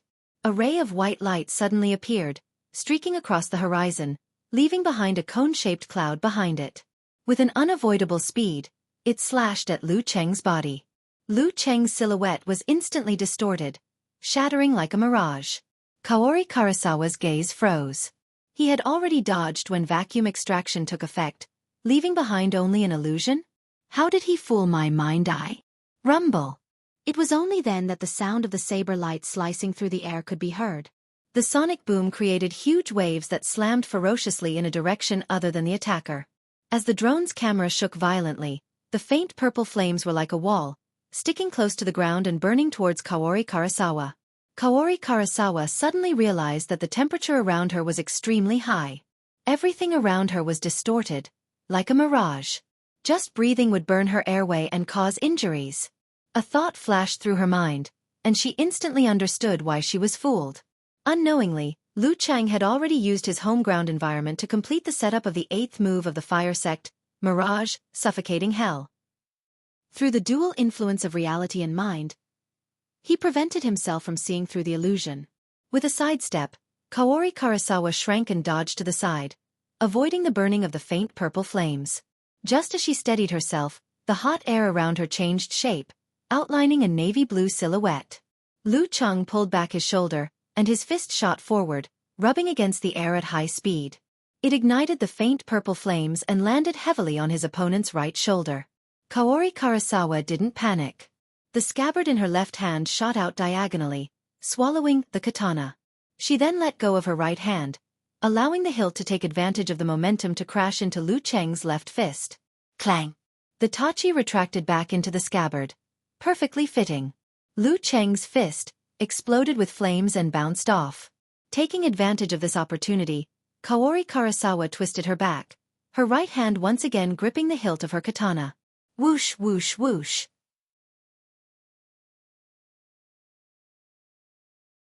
She unsheathed her katana, changed her footwork, and slashed a few times at high speed. 8 bright and clear rays of light slashed at Lu Cheng from left, right, front, and back. It was like a giant snake with 8 heads attacking, biting, and frenzied. Shinjai Sek's profound move, Chaos of Yamada. At this moment, Lu Cheng seemed to be in the middle of a blooming lotus of light, with layers of petals rapidly closing in. Kaori Karasawa's attack wasn't over yet. After executing Chaos of Yamada, she jumped up, locked the hilt of her scabbard, held her katana with both hands, and slashed down against the wind. Her inner chi released a dazzling arc of light, sealing off the last possibility of her opponent's evasion. It was as though she could slice everything in her path in half. This was the most basic, and most unadorned move in Japanese kendo, downwind single slash. It was used at the right time, flawlessly. Lu Cheng's face was as calm as an ancient well. Instead, his eyes shone with interest and eagerness. His palms, burning with faint purple flames, suddenly clasped together when Chaos of Yamada struck, compressing all the flames into a tiny point. Bam! As he separated his palms, the flames exploded. The purple flame spread in all directions like a prairie fire, wearing down the 8 rays of light with terrifying heat and its own shockwaves. The first move of the fire sect, Prairie Fire. Clang! Lu Cheng took advantage of the momentum to raise his arms and clasped his palms together again, sandwiching Kaori Karasawa's tachi in the middle. It was so precise that it was as though he had rehearsed it dozens or hundreds of times.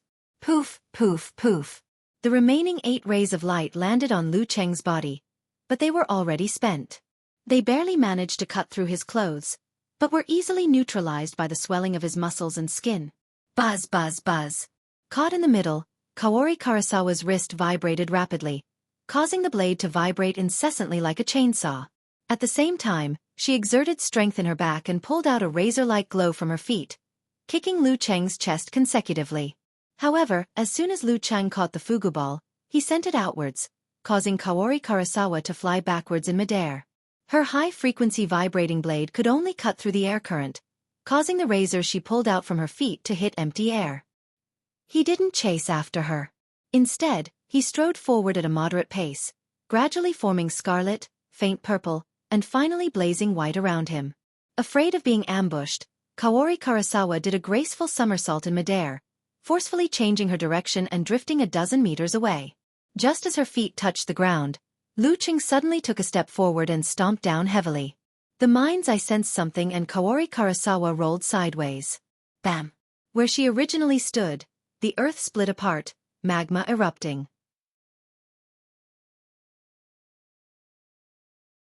Scarlet-red liquid shot out like a fountain, scattering in all directions. This was the combination of a physical invulnerability expert's ability to communicate with the heavens and earth and have the advantage of home ground. Seeing that Kaori Karasawa hadn't gotten up from her roll, Lu Cheng tensed his feet and extended his left leg again, communicating with the magma underground. Kaori Karasawa was at the end of her rope and couldn't dodge anymore. She thrust her tachi in front of her and infused it with her own chi. Radiance flashed and the ground trembled for a while before calming down. There was no volcanic eruption. Shinjai sect, Xitagaba takedown. At this moment, Lu Cheng was already in front of Kaori Karasawa. Light blue and gold coalesced around him. The 5 flames were ready. He clenched his fist and punched downwards. 5 balls of fire of different colors gathered in a spiral. Kaori Karasawa's pupils shrank. She didn't dare to take it head-on. She did a backflip and pulled out her katana, sending the chi ray towards Lu Cheng from below. Lu Cheng straightened his back and straightened his body. Using the explosion of the flame force in his body, he took 2 steps back and dodged the crescent-shaped blade accurately. The 5 flames that attempted to converge into one was just a feint.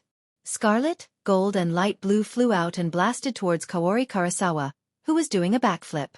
Boom, boom, boom. Kaori Karasawa gave it her all and continuously cast Shrink to barely avoid the continuous bombardment. However, her senses were affected by the smoke and her respiratory tract was burned by the high temperature. She almost coughed out loud. At this moment, she heard a dignified ancient Chinese voice. Formation. The air around her froze. Kaori Karasawa, who had dodged to the limit, was trapped in an invisible cage. She saw the blazing white and light purple balls flying towards her from behind and above Lu Cheng. She clenched her teeth and tightened her grip on the handle of her katana. Snap!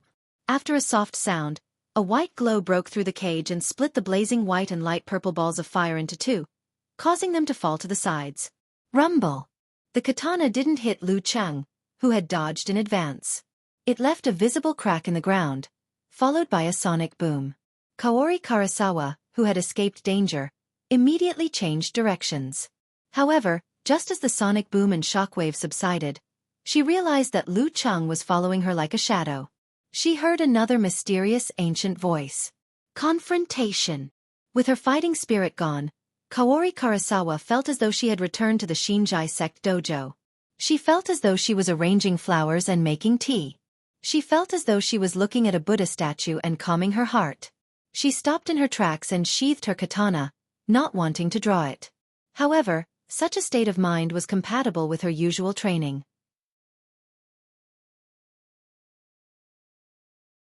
Mind's eye was maximized and her enemy appeared clearly. This is an opportunity. Without killing intent, his premonition will be slower. Kaori Karasawa maintained her meditative state, slowly and discreetly compressing her chi, muscles, and tendons. She was going to use the flying dragon takedown on her ambushing opponent to determine victory. After the confrontation formula, Lu Cheng's hand seals changed slightly. He changed the ancient word and shouted in a low voice, "Attainment!" Following which, light blue flames spewed out from his back and feet. He appeared in front of Kaori Karasawa in a flash as though he was teleporting. He was so fast that it was jaw-dropping. Attainment formula plus jet counterattack. Bam! Lu Cheng extended his right hand and grabbed the handle of Kaori Karasawa's katana, stopping her flying dragon takedown before it could be released. Bam! Under Kaori Karasawa's stunned gaze, Lu Cheng threw a punch with his left hand, landing on the arm that his opponent had hurriedly let go of her katana and raised to block. After using flame force for so long, the cold tide, which was close to losing its balance, gushed out wildly and sealed Kaori Karasawa in ice within the transparent wall. Although it was quickly melted by the surrounding high temperature, it did slow Kaori Karasawa down for a moment. In a battle of physical invulnerability, victory was decided in a matter of moments. Lu Cheng swung his left elbow and his fist bounced up, landing right in front of her forehead. Kaori Karasawa was momentarily stunned. She couldn't understand what was going on, but that name sounded familiar. Lu Cheng wins.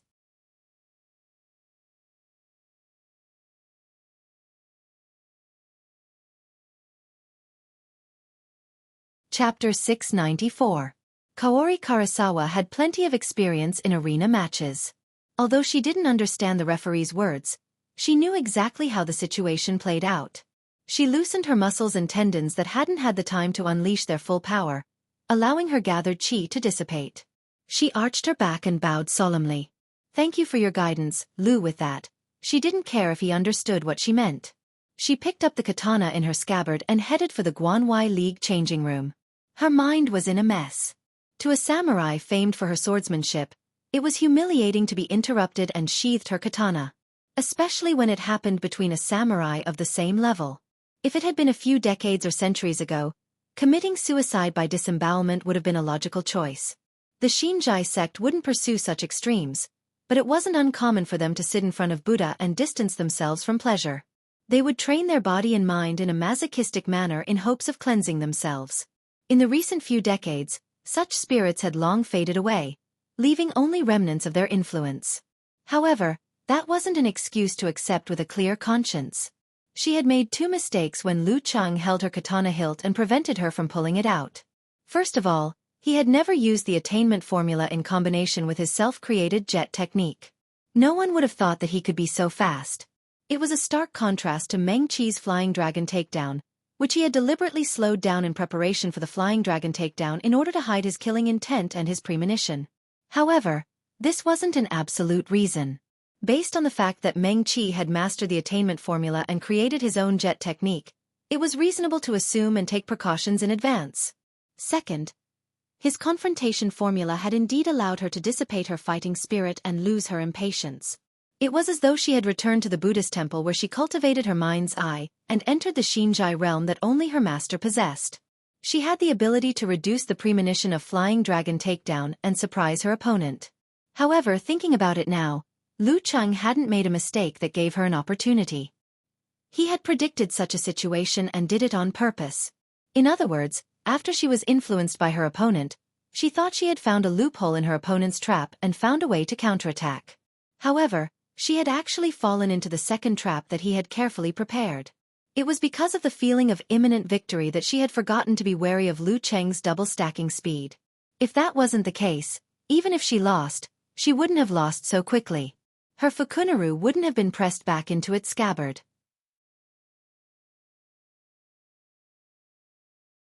I'm so stupid. Kaori Karasawa couldn't help but blame herself after she understood. Her heart was filled with an inexplicable grievance, but it was suppressed by her powerful spirit, so she didn't show it. She just pursed her lips tightly. Wow, Kaori-chan's aggrieved look is super cute.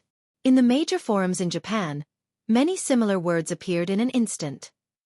My heart hurts. I want to comfort her. It's a pity that Kaori-chan isn't like before. I remember when she was a teenager, if she lost, she would try to hold it in, but she wouldn't be able to hold back her tears. After all, he's already a divine ghost expert. I remember selling things like Tears of Hajime. Her opponent is really strong. He actually managed to push Kaori-chan's knife back. It gives people the feeling of attacking from above and below. I've already reminded you that Lu Jun's growth is beyond your imagination. Too abnormal, too terrifying. He's not the only freak and terrifying expert in China. We have fallen behind by a lot, but those conservative and stubborn old men can't see it. Heavenly punishment, you old bastard. On the Chinese internet, similar discussions were everywhere. However, the words used to express their love were more direct. Phrases like kiss, hug, raise up could be seen everywhere. In the changing room of Longhu Club, Empress Luo stood in front of the glass window. Hearing the exclamations and cheers of the live audience, she took a deep breath and said, "He's indeed good at fighting. It's only been 6 or 7 months since he made the great leap. At this juncture, I'm afraid only Warrior Sage has done better than him in the past 20 to 30 years. Even Dragon King is at most on par with him." Lu Yan's tone was calm, but his evaluation of Lu Jun was quite high. Ning Zitong slowly turned her head and laughed out loud. Luckily Dragon King is recuperating. If he had heard what you said just now, we wouldn't be able to see Lu Cheng getting beaten up every week. That day will come sooner or later. I'm wondering if he'll take the initiative to challenge me like Long Zhen. Lu Yan's lips twitched as he cracked a rare joke. Ning Zitong rubbed her temples and sighed. Why did we name it Longhu in the first place? Every time something like this happens, I'm reminded of the saying, 2 tigers can't live on one mountain. Beside her, Guo Jie stared outside with a complicated expression. There was a desire to chase after Lu Cheng. Lu Cheng winning against Kaori Karasawa was within expectations. However, no one expected him to win in such a manner. In the away team changing room, Zhu Xiaoyun, Li Pingao, Zhang Shiduo, and the rest were silent. Only Lu Yongyuan's eyebrows twitched slightly. He stood up with the god-slaying saber that had turned the tables on the legendary twins. His expression was calm, and he seemed to be enjoying himself, just like when he saw the first spring rain last night.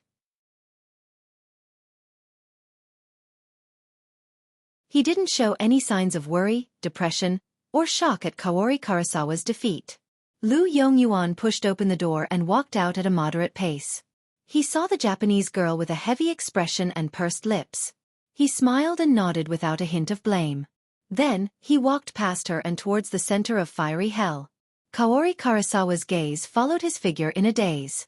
For a moment, she had the misconception that she was the victor. Senior Lu's state of mind has improved again. Lu Cheng stood where he was. The crimson lava beneath his feet flowed slowly in the crevices. Around him, flames spewed upwards. His eyes were locked on the leisurely Lu Yongyuan. Compared to last year's master battle, this god-slaying saber's aura was completely different. He no longer had the feeling of absorbing light from the heavens and earth and bringing dusk forward. He also no longer had the hair-raising feeling of a divine weapon pressing against his forehead. He was like a woodcutter with a full load or an elder deep in thought as he fished. He had an indescribable harmony with the heavens and earth, as though he was an integral part of the painting. The more restrained and natural he is, the more terrifying the sharpness of the saber when it is unsheathed. Lu Yongyuan has washed away his dust and found his true self. Thoughts flashed through Lu Cheng's mind. He knew that his opponent had gotten stronger. During the master battle, Lu Yongyuan walked his own path and was in a state of impatience to test his saber. His sharpness was exposed and he was impetuous. But now, he had completely calmed down and returned to his original state. Only such a god-slaying saber could reach the realm of refining the head. Lu Yongyuan stopped where Kaori Karasawa was initially standing. He looked at Lu Cheng. His chiseled features moved slightly, and he revealed a smile. This time, it won't be just 9 sabers. P.S. The fight wasn't organized properly, so I had to stop here. Fewer words. You're tuning in to the Xiaofan's Wuxia Tales YouTube channel. Don't forget to subscribe and join us on this journey to catch the most captivating stories.